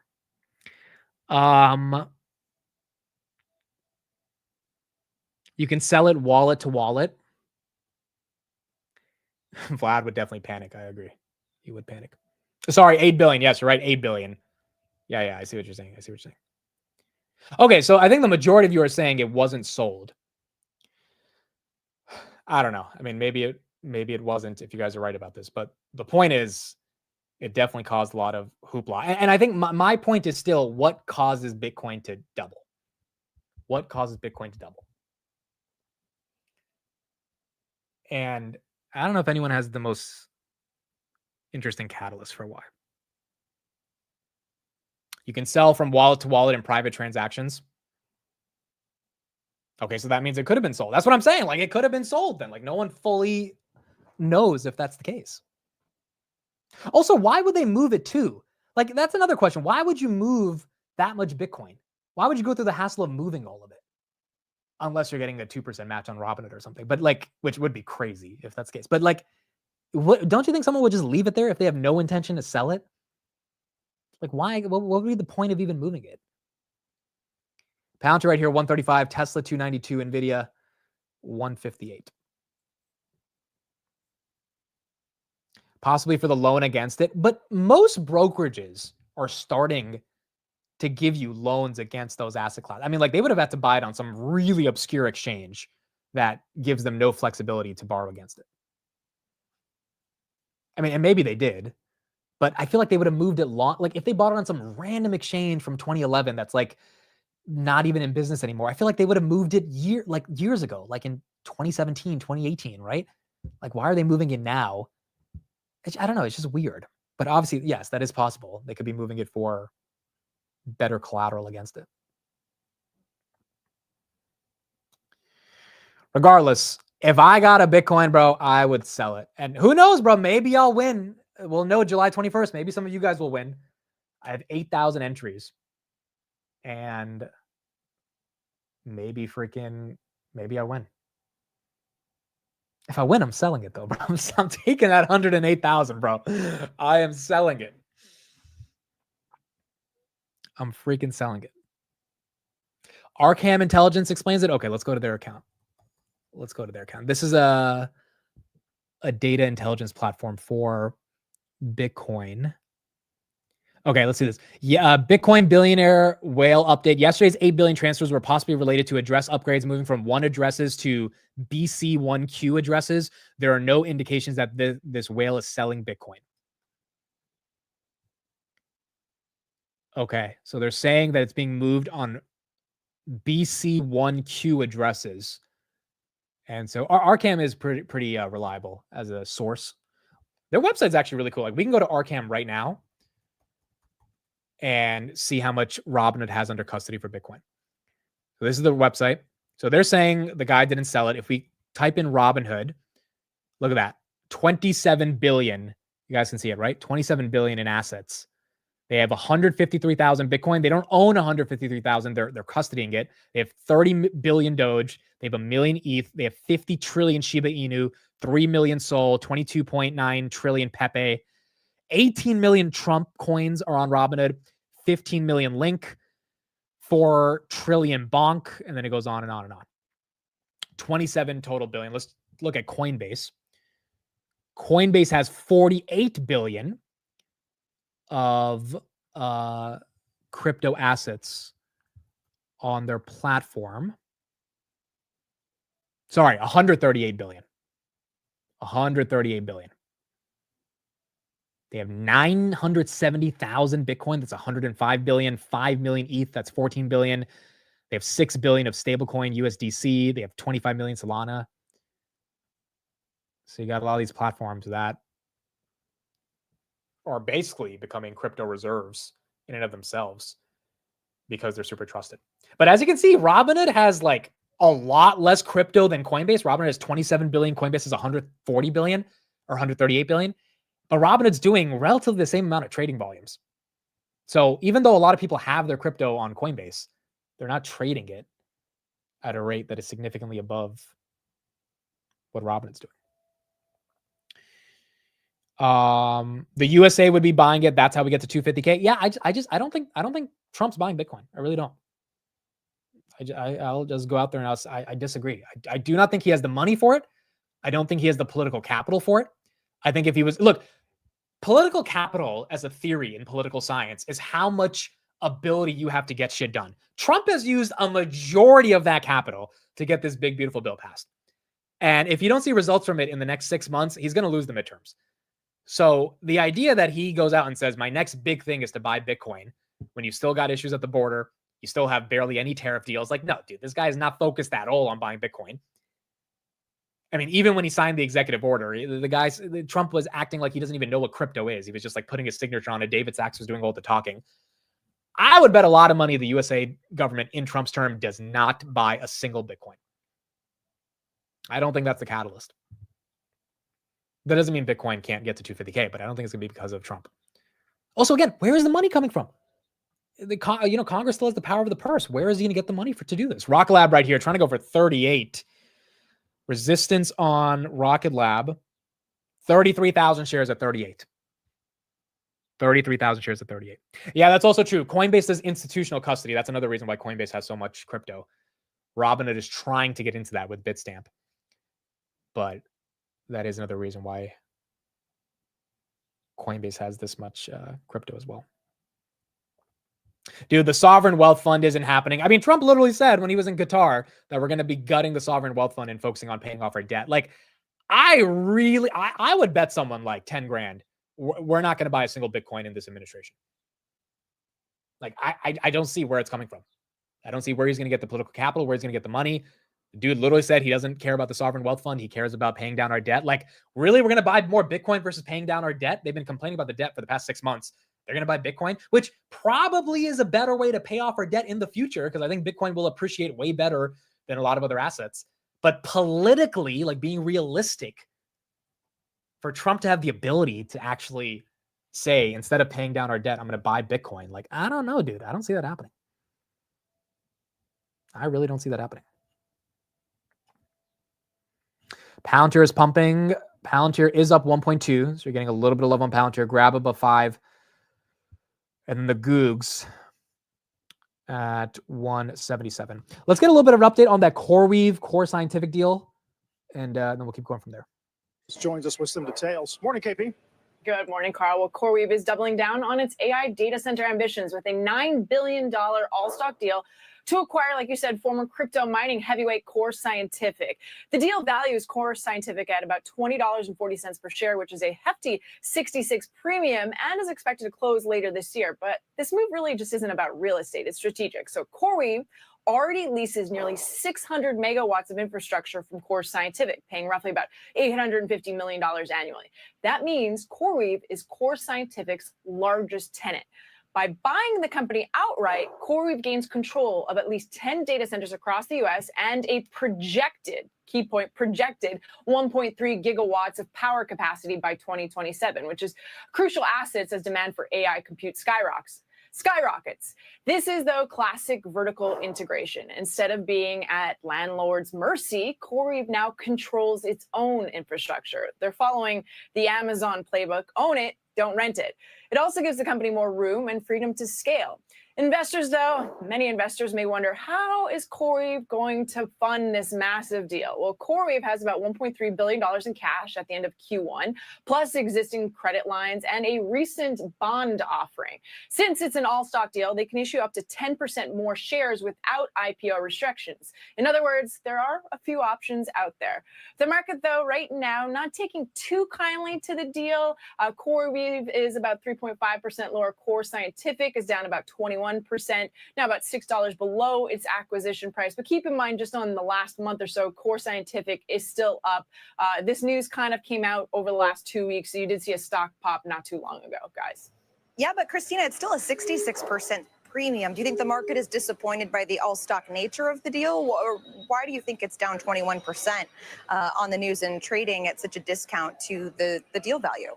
I think it has to do with the all-stock aspect of it, and just in terms of how does CoreWeave plan to fund it, given the high levels of debt. That is a constant a concern for a lot of investors, especially bearish folks on CoreWeave. They wonder how are they going to move forward? Are they going to take on more debt, especially with so much of that debt expiring in the near term? And now they've just bought this massive company that they failed to do so last year because they didn't offer enough. Now they're offering enough, but it's an all-stock deal. So I think that has a big portion with that stock drop. Yeah, investors are not super happy about how they did this deal, but nonetheless, Core Scientific, if you bought it last week, expecting an all-cash buyout, that's just not exactly what kind of happened here. 15.15, down about 14% on the day. Yeah, it's gonna be an interesting one. I mean, eventually you would think this recovers to the IPO or to the buyout price, but as of now, today, investors just were not happy with how they structured the buyout. CoreWeave right here is still down 2%. It was down 5%. Now it's down 2%. Folks, we have Navarro live. We haven't listened to Navarro in a bit. I mean, let's see what he has to say about this big, beautiful bill and Powell. But here you go. Here's a little bit of Navarro. What the stakes are. If he's too high at the Fed, let's say it's like a half point now too high. That's like anywhere from a quarter to a half a point of GDP growth that we're going to lose. In other words, we're going to grow more slowly. It's like $100 billion that costs our economy. And then when you trickle it down to the interest rates that people pay, that's about $100 billion in added debt because we're refinancing debt. So it's not small potatoes. Now, in terms of the argument, let's see if we can agree on two things, right? I claim in the Hill piece that Powell has made three major blunders. Let's see, Jim, if we can agree on the first two. When we were in the first term with President Donald Trump and we had the tariffs and the tax bills and the whole Trump-nomics going on, Powell raised rates too high. And by the Fed's own analysis, that cost us a lot of growth. So let's see if we can agree on that. And then when he was serving the Biden regime so well in a partisan way, in my judgment, he didn't raise rates fast enough. He let them get out of control. He also kept his mouth shut. Well, the Democrat Congress was passing these massive expenditure inflationary bills. And he was too late Powell then. He was too early Powell in the first term. All right, so kind of the same stuff that Trump has been saying. Here's what he said about Apple today and Apple bringing their phones back to the United States. Going back to the first Trump term, Tim Cook has continually asked for more time in order to move his factories out of China. I mean, it's the longest running soap opera in Silicon Valley. And my problem with Tim Cook is he never takes the steps to actually do that. And with all these new advanced manufacturing techniques and the way things are moving with AI. Breaking, Dave Portnoy bought $10 million worth of Tesla. All right, we'll look at this in a second, but he bought 10 million just now worth of Tesla. We are so back, baby. Portnoy, Mr. Davey Day Trader is back. AI and things like that. It's inconceivable to me that Tim Cook could not produce his iPhones elsewhere around the world and in this country. But India was something you wanted at it's one a point. technological You wanted problem. India. You wanted Vietnam. Suddenly, these are not easy decisions. You wanted us to leave China. Apple is trying very hard. They're a huge manufacturer. How about something like this? Apple's a great company, and they're our gem of our country. And what we're going to do is we're going to respect that they moved to India. When it comes to us, we sure wish they would do more, but they're doing $550 billion away from that. What more do we need from this great American company? Jim, let's simulate that. You and I cannot solve Apple's problems today on this show. What I'm really concerned about is what's going on with the Federal Reserve today. All right. Well, I did want to ask one more thing. You know, we have to see Elon Musk. Obviously, he lost some things in the big bad bill. He has not been as complimentary of you.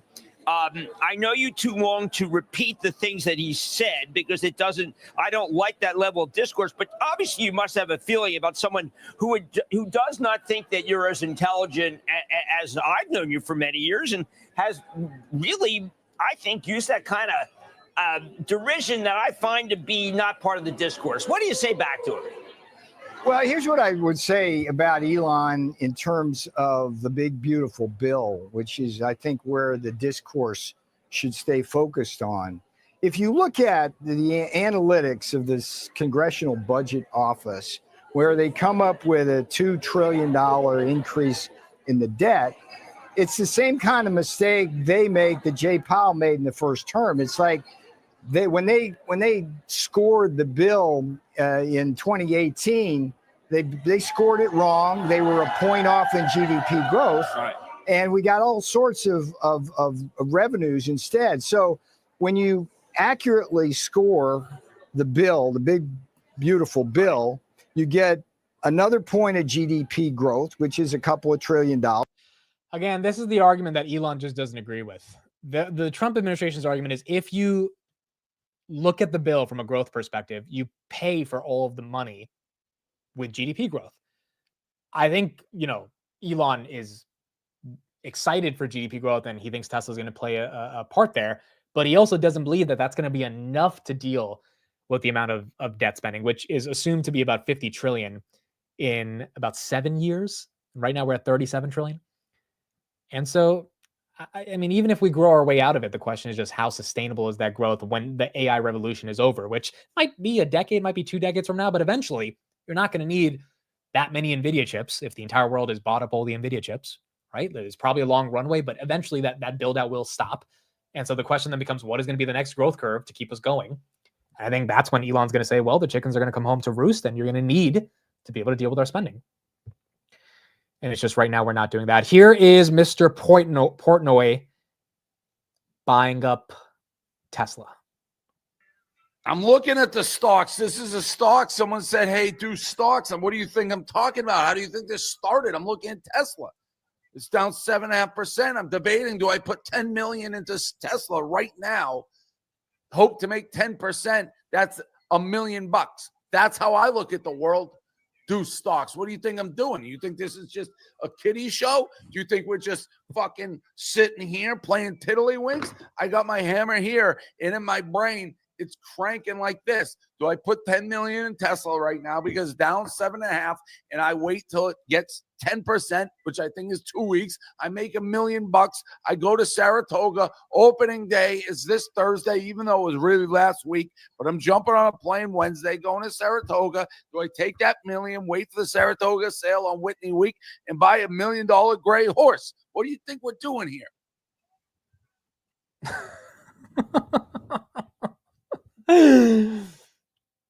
Well, whenever Dave Portnoy comes into the market, it tends to be a little toppy. I mean, the last time he was in the market, he bought, how much did he buy of GameStop? I think he bought a couple million of GameStop and AMC together. This is when Roy and Kitty was back in May of 2024. And the market didn't top, but some of the meme stocks definitely topped out.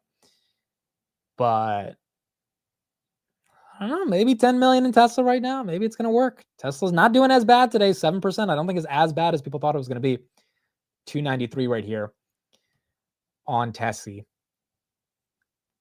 Maybe this one is the worst of it. Where's Rivian? Rivian on a day like this is also down 3%. All right, so Rivian's getting hit along with Tessie. SoFi still holding above 19. Grab still holding above 5. Big Bear still down, but it's up. It was down 4%. Now it's only down 1/3%. Webull 1250. That one still is down. Broke 12 at one point today. Now it's just at 1250. Again, I did nothing with my Webull, just holding it here. And then video right here, 157. Rocket Lab, are we still at 37? We are at 37.55, folks. 33,000 shares at 38.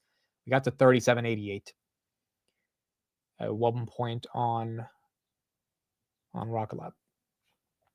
What's going on with oil? Oil, I think, is a little up today. Yeah, it's up 1.53. That's kind of weird because OPEC came out over the weekend and they said they're ready to pump like another 500,000 barrels of oil a day.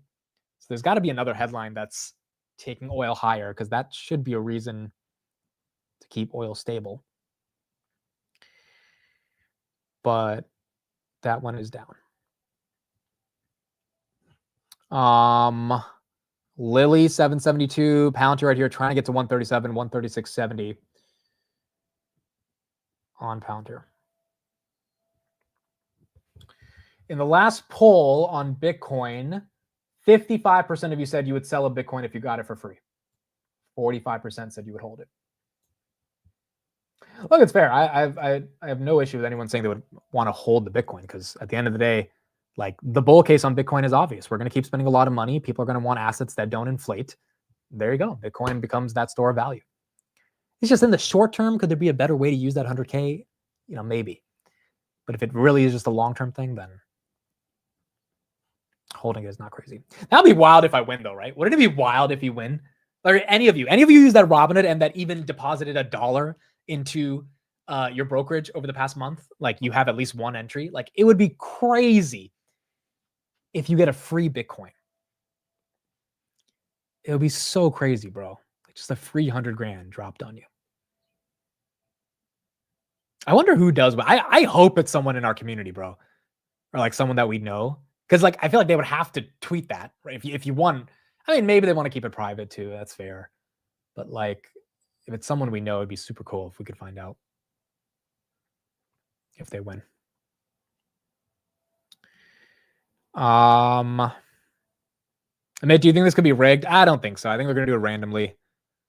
I mean, they probably just have a computer algorithm that scans all the entries and then randomizes it, and then they just pick 5.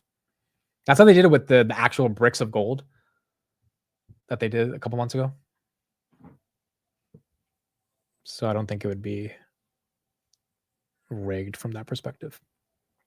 The ramp ends today for deposits. I think today is the deadline for deposits. And then they do the drawing on July 21st. Win the Bitcoin, transfer to your bank, or redeposit for a 2% match. Yeah, there you go. I don't think they would let you do that, but there you go. I believe they stop allowing entries today. I mean, let me check. I'm going to deposit like $10 right now and see if it gives me 10 entries. But I'm pretty sure today is the last day. to be able to do it. Okay, so deposit $10. Let's see. Today's also the last day to get the 2% match on crypto. Yeah, okay, so I got 10 entries. So there you go.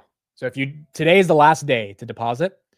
So I have a total of 8,870 entries, which means I deposited $8,870 in the past month. And 5 people are going to win a Bitcoin. Who knows, man? Who knows?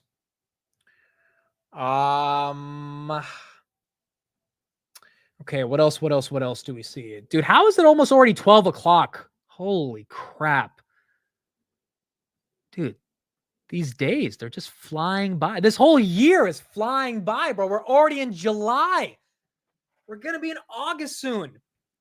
And then after August, September, October, November, December, then we're done. Then 2026. Dude, we're all getting older by the second. Like, this is crazy. It's almost Christmas.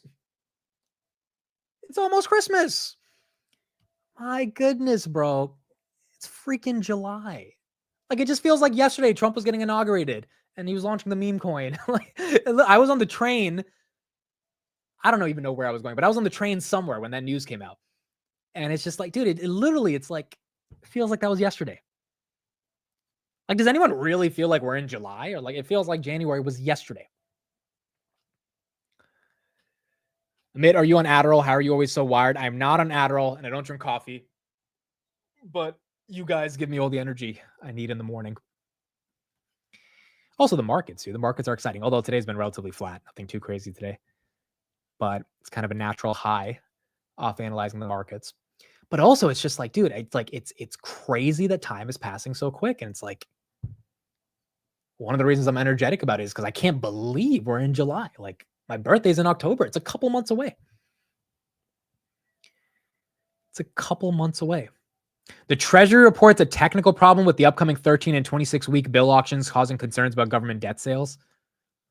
Oh, that's a little not good. Where's the 10-year right now? 10-year spiking on that, almost at 4.4. That's not good. I guess we'll get more clarity on that after they get through the auctions. But that is spiking. I mean, it gets worse with age, dude. I already feel it, bro. Like when I was 18, it felt like you were 18 like every year, like 19, 20, 21, 20. I don't think I really felt it until I was 24. I was like, oh, I'm 24. Like, I'm not a teenager anymore. Definitely not in my, 24 is early 20s, but like still, it felt like, you're beyond that like early 20 time. And then 25 is like, all right, you're 25. Then 26 is like, okay, like we're getting into the later half of the 20s. Now I'm 27. I'm like, okay, legit. And now when I turn 28, it's like, all right, 2 more years till 30. It's happening. It is happening. My birthday is not today. Although you guys wish me happy birthday every day. My birthday is October 27th.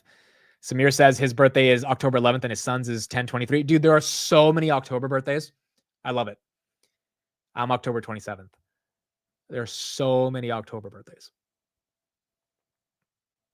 Dude, by the way, a lot of you guys think I've never done Adderall in my life. Even in college, like when I had to stay up late to like study and stuff. Pounter 137.40. I've never done that. I've always been afraid of like taking prescriptions like that. Although I do think 4 years ago, I got high off of Tylenol. I took 1,000 milligrams of the extra strength, and bro, I was floating. I don't care what anyone says. I don't care if people say you can't get high off Tylenol. I think I got high off Tylenol. I'm just going to put it out there. I was floating, bro. I was literally floating. So, yeah, I've never done Adderall, but I have done Tylenol. I've done Tylenol. Oh my gosh. Dude, I'm not even trolling. Like, I was legit floating off freaking Tylenol. It was happening. Yes, we're probably doing Vegas for my birthday. We're going to do a Vegas meetup on my birthday. Not literally on my birthday, but during that October time. So for those that are in Vegas, we're doing October. Dude, this Miami meetup, the woman I talked to over the weekend, she's a big fan of the channel. She's like, she has deep connections in Miami. She called me up, and I actually met her at the New York City meetup. So she was at the New York City meetup. So like I met her in the past. She knows the owner of a hotel in Miami that I'm not going to say, but it is like one of the most luxurious hotels. And she just asked him like, hey, I have this like friend, like, can he do a meetup there? He was like, sure. Like, that was crazy, bro. This thing would cost like 20 grand if we wanted to rent out, probably more than 20 grand. And he said, sure, but it's not confirmed yet because he's trying to figure out if the place is actually available on the dates. It might not be, right? So I don't want to get my hopes up. It might not be. But then I was talking to another friend from Miami last night, and they were like, so what location are you thinking? And I told them the place, and they literally were like, there's no fucking way you got that place. And I was like, dude. She's like, there's no way in hell you know someone that could get you this place. And I was like, I mean, it seems like there's a shot that it could happen. And so if we do make it happen in this place, it's going to be such a cool meetup, bro. It'll probably be one of like the most luxurious meetups we've done. I don't want to get my hopes up because maybe it doesn't happen. And if it doesn't happen, I think we'll figure it out. I think, I think there's a decent number of connections that I'm making. And so we'll be able to do something really good in Miami. But if we get this place, it'll be pretty awesome. And again, it's because of you guys. It's because of the community. I mean, so many of you guys came together to help. Toronto only happened because one of you guys messaged me, and we got to use a really nice location inside of an apartment building. So these meetups really are a community effort to do this. Plan B is Denny's. Yes, exactly.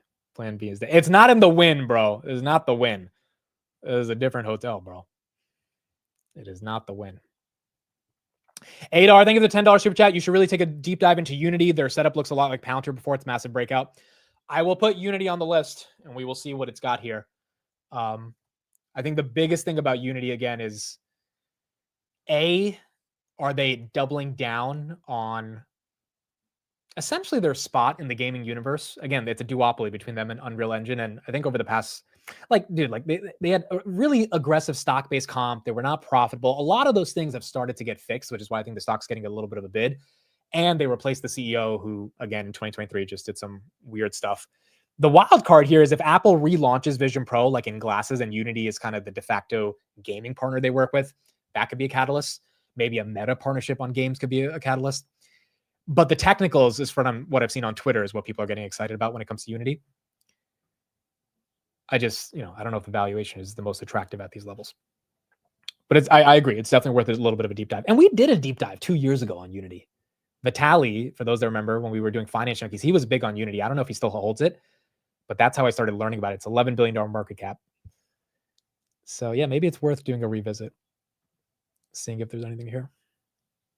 UNH thesis is very simple. If you assume 15 or 12 to 15% earnings growth for the next 5 years and reduce their PE from 22 to 10, you get an EPS of 45 by 2030 and you get a stock price of 450. So I'm being very conservative on the PE. Its trailing PE is 22 for the past 10 years. I'm giving it a 10 PE, literally cutting that more than half. And then their EPS growth is around 20%. I'm putting that to 12%. And I still get to 450. That's how undervalued this thing is. The problem is if there's any issues with the ACA, Medicare, Medicaid subsidies, DOJ investigation. That's why the stock is getting discounted so much. But it does $22 billion in free cash flow. Like, this thing is ridiculously undervalued compared to its quantitative metrics. It's just a question of, does the street care about that more than the quality of potential headlines around UNH? But I think it's cheap. The other thesis here is in 2026, if growth takes a breather, value is going to catch a bid. We saw what happened on Tuesday when UNH was almost at 330. Like, people are going to pile into defensives that are cheap, and UNH is cheap. It's defensive. It's healthcare. Not a lot of people are canceling their healthcare, even if we have a recession. And that could be a little bit of a 2026 hedge to an extent as well. Yeah, and tons of insiders are buying, and politicians are buying. So it's not going to be something that moves like a big bear AI, but if you want something relatively safe, I don't think this is crazy. Obviously, there's risk associated with it. Will not surprise me if we test 285 again. But it feels safer than some of the other massive, massive speculative names right now. It's not Fontainebleau. That's not the hotel. It's a different hotel. And I've never heard of this hotel before, so I looked it up over the weekend. I was like, this is a pretty nice hotel. And then when I talked to some of my other friends in Miami about it, they were like, there's no way you got that hotel. I'm like, well, I don't have it yet, but it seems like there's a shot. And yeah, if we get it, it should be fun. Yeah, also UNH doesn't have the tariff risk. There's no tariff risk to UNH. I don't think there's any meaningful tariff risk to UNH. Doug said he bought it in the money. Doug, what strike did you buy on UNH in the money? Tesla, by the way, 293. That one's chilling out. Yeah, I mean, look, it's testing. I mean, the lows of the year were 248. That's when it got ridiculous. It's now like 301, 302. So buying calls today. This is when you buy calls, when the stock is down, right? Because the premium you pay is less. It's just you got to buy them knowing that, you know, this thing could retest that 285, 290 level. 150 for January. Okay, I don't hate that, dude. So what's the premium you paid on 150? So let's calculate his break even right now. So 150 for January 2027. That means Doug is betting that UNH will be a minimum of 150, but it has to also be above the premium he paid. So let's say the 150 is going for 158 right now. So he's betting 150 plus 158 that UNH will be at least $308 by January 2027. Anything above that will be more profits for him. I don't hate that. I think in a year and a half above 308, not the craziest idea. Amit, I watched the first episode of The West Wing last night. Dude, I stopped watching after season 2. I kind of got bored of it. Season 1 was great, though. But then I got bored. They did too much talking, bro. Like, these shows that, like, do all this stupid character development, it's like, in a 40-minute show, if 37 minutes are the characters talking to each other, like, what's happening in the show? That's why I got tired of Billions. I was like, why are they talking so much, bro? Like, do something. So I got bored of West Wing. But it was a good first season. Like Breaking Bad, they were doing something every day. Every episode, they were doing something. It was blowing up buildings, smoking meth. It was great, bro. And then freaking Billions, they're like talking about shorting a stock, but they're not actually going to show you the process of them shorting it. They're just like hypothetically in these boardrooms. I'm like, dude, like there's enough talking. Like, can we get some action here? It's boring. So that's why I can't watch West Wing anymore. Did Amit say someone does too much talking? Okay. Okay, that's fair. That's fair. I get it. But there's a difference, okay? If I'm watching a premium show on Netflix, I expect there to be movement and action.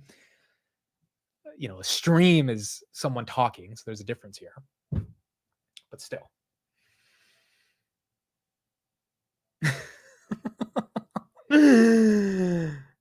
Oh my gosh. Literally this stream. Yes, this stream. Is Wolf Speed still running? Wolf?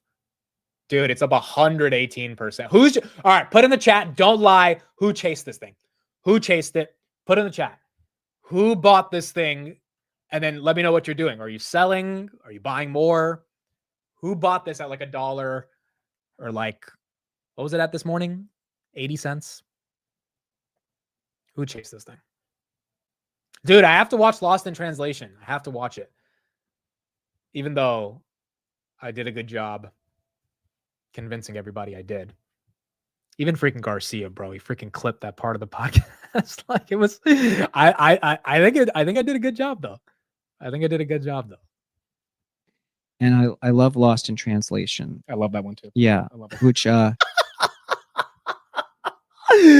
Lost in Translation. I love that one too. Yeah, I love it. which I love that one too. I love it. I think that's gotta be like a thing now. Next time I hear a movie I don't know about, I love that one too. I love it. Lost in Translation. I love that one too. Yeah, I love it. which Dude, I was writing down Lost in Trans. I've never heard of that shit before. This is me writing it down.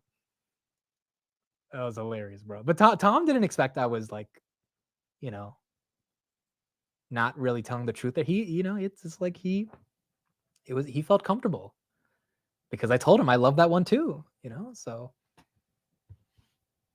that was so funny. I knew when I was doing that in real time, you guys would get a kick out of that. As soon as Steve saw that, bro, he called me. He's like, "You did not just do that." I was like, "Come on, bro. I love Lost in Translation." I was so smooth with it, right? It was smooth, bro. I was smooth. And I'm not a liar. I don't lie. Like I'm not someone who just like lies for the hell of lying. Like I don't do that. But like there's a difference between a liar and a bullshitter.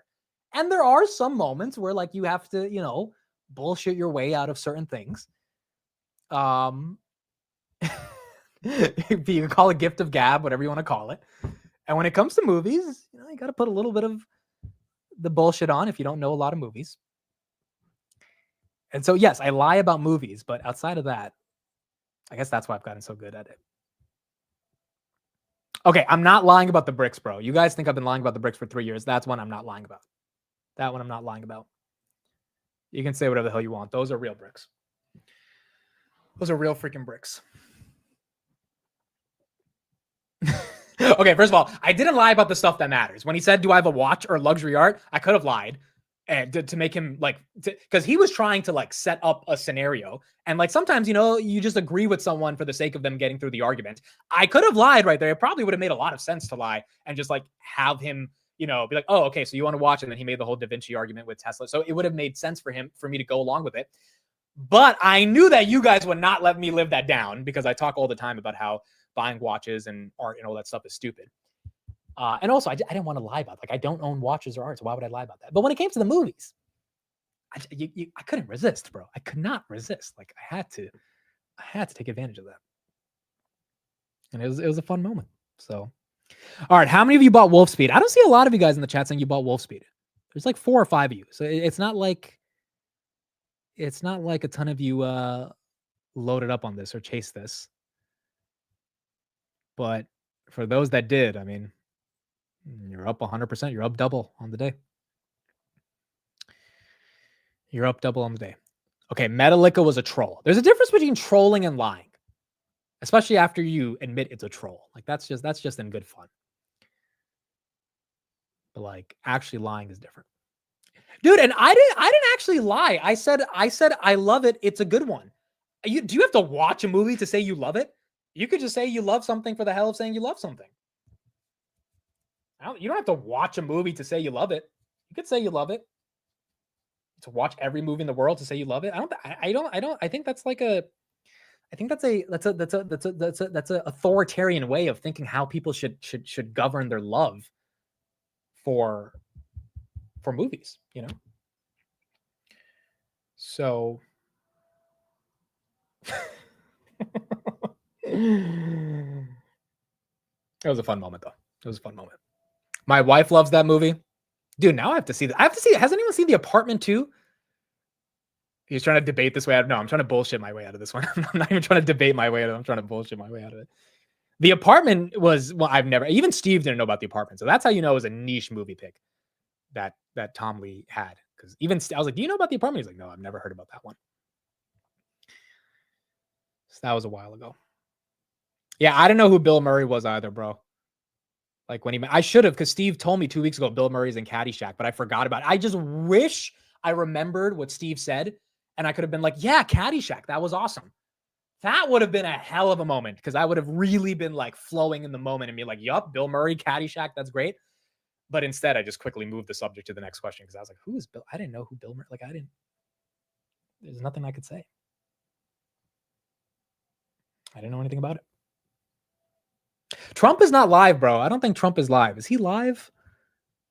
Is this guy live today? No, he's not live. I don't see him live anywhere. I don't think he's going live. I mean, he might go live later, but I don't think he's live right now. Yeah, I don't see him live anywhere. So I don't think there's anything we're seeing from Trump yet. Yeah, he's not live. He's not live. He's not live. Press briefing. Okay, so yeah, Trump's not live, but his press secretary is probably live. Or she's gonna be live. What's funny is as soon as I heard you say I love that too, I knew you were lying. Dude, I did it for you guys. I knew you would get a kick out of it. I knew you guys would get a kick out of it. Like in the moment, as soon as he said that, I was like, all right, this is gonna be funny. But it was so funny. As soon as Steve heard that, he's like, oh, the comments are going to be commenting. And like so many comments were like, Amit, you don't know what the hell lost in translation is. I was like, yeah, you're right. You're right. All right, cool. So I think we're done, bro. It's 12 o'clock, 3 hours into this market. I mean, Pouncer's getting a little bit of a move right here, 3%, which is nice. SoFi, I think we get a $19 close today, which would be awesome. Grab, hopefully a $5 close. Robinhood just chilling out in the 90s. If it normalizes the 90s, I would be more than happy about that. Nvidia, flat on the day. Tesla, down 6%. I think the market needs more clarity about the American Party. Circle getting a bit of a bid. AMD flat, and then the S&P down 0.5%. Not too crazy. Not too crazy. Big mover today is Rocket Lab getting some. Oh wow, dude, no one wanted to say we broke above 38. Usually, you guys would have been spamming the comments with 38. No one said that. All right, so we did hit 38 last week, so yeah, it's not like a brand new milestone, but yeah, there you go, 7%. 38.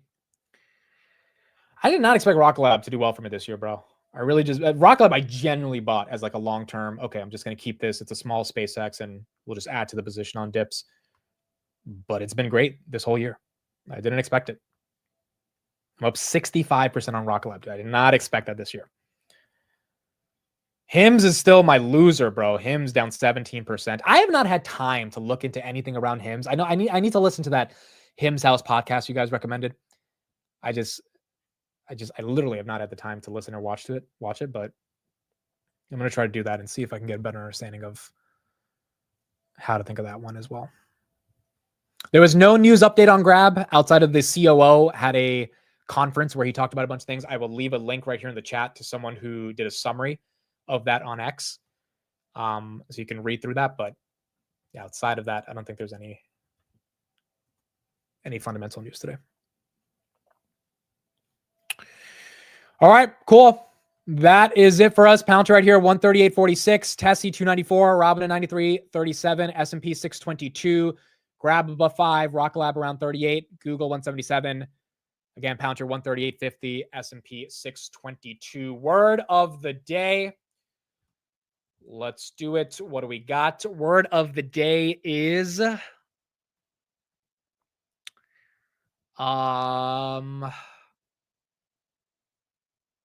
okay, so I'm actually going to try to use the phonics here. Talatili. There's no G. The G is silent. Talateli. If I had to say it myself, I would say Tagalati. If I had to say it myself, I would say Tagalati. But this is Talateli. Tagliatelle. Okay, so I feel like there's like an accent there that I'm getting wrong. Tagliatelle. Egg noodles cut in long, flat pieces. Tagliatelle. Tagliatelle.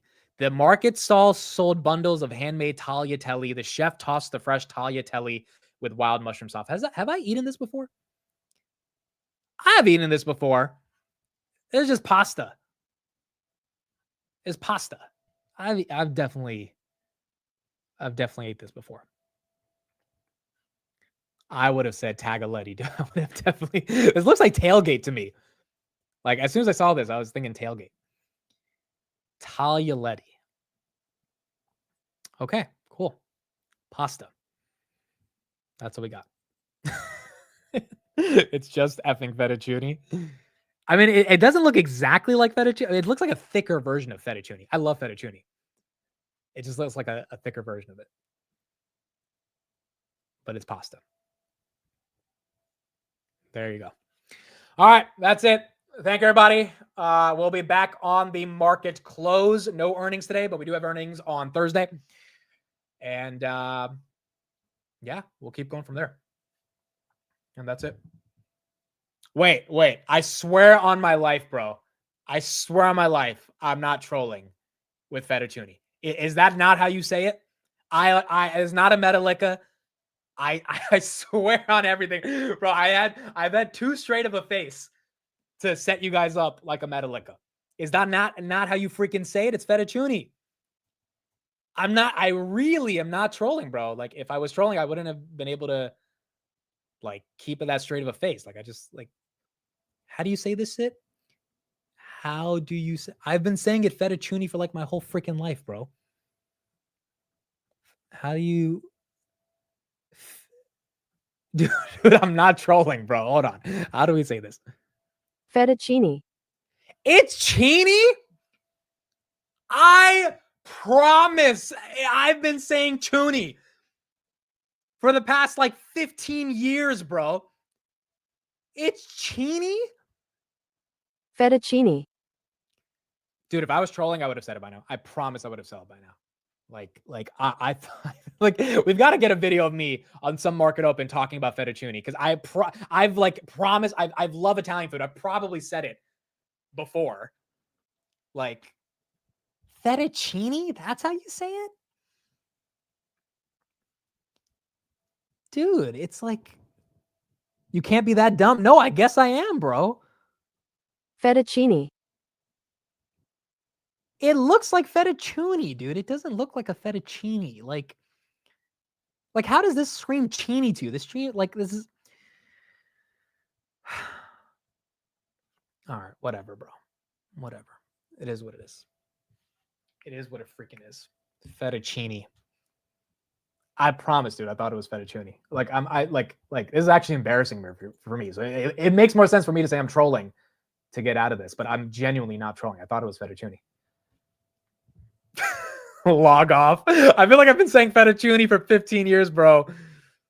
I'm gonna ask my mom how she says it, bro, because my mom was the first person who got me into Italian food. Like back in like 2010, she started like cooking Italian food. I wonder how she called, because maybe I got it from her. Maybe she's called it fettuccine, and that's how I've been saying it. Please order a fettuccine Alfredo. You know, I'm gonna go to an Italian restaurant and I'm gonna say fettuccine. That's what I'm gonna do. I'm going to go on a date with a girl in an Italian restaurant and I'm going to say, can we get some fettuccine? And if she still likes me after that, that's how I know she's the one.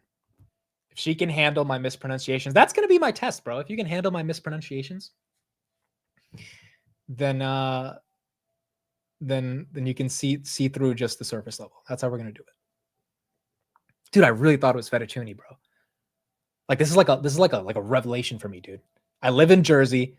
I loved Italian food for the past. I've been calling it fettuccine for a long time. All right, fettuccine. I guess it's chini. Like Google says it. You guys say it is what it is. Whatever. Fettuccine. All right, fettuccine. Thank goodness I didn't ask Tom about his favorite food, bro. Imagine he was like, "Well, what about you?" Because I would have said Alfredo fettuccine. I would have said it, bro.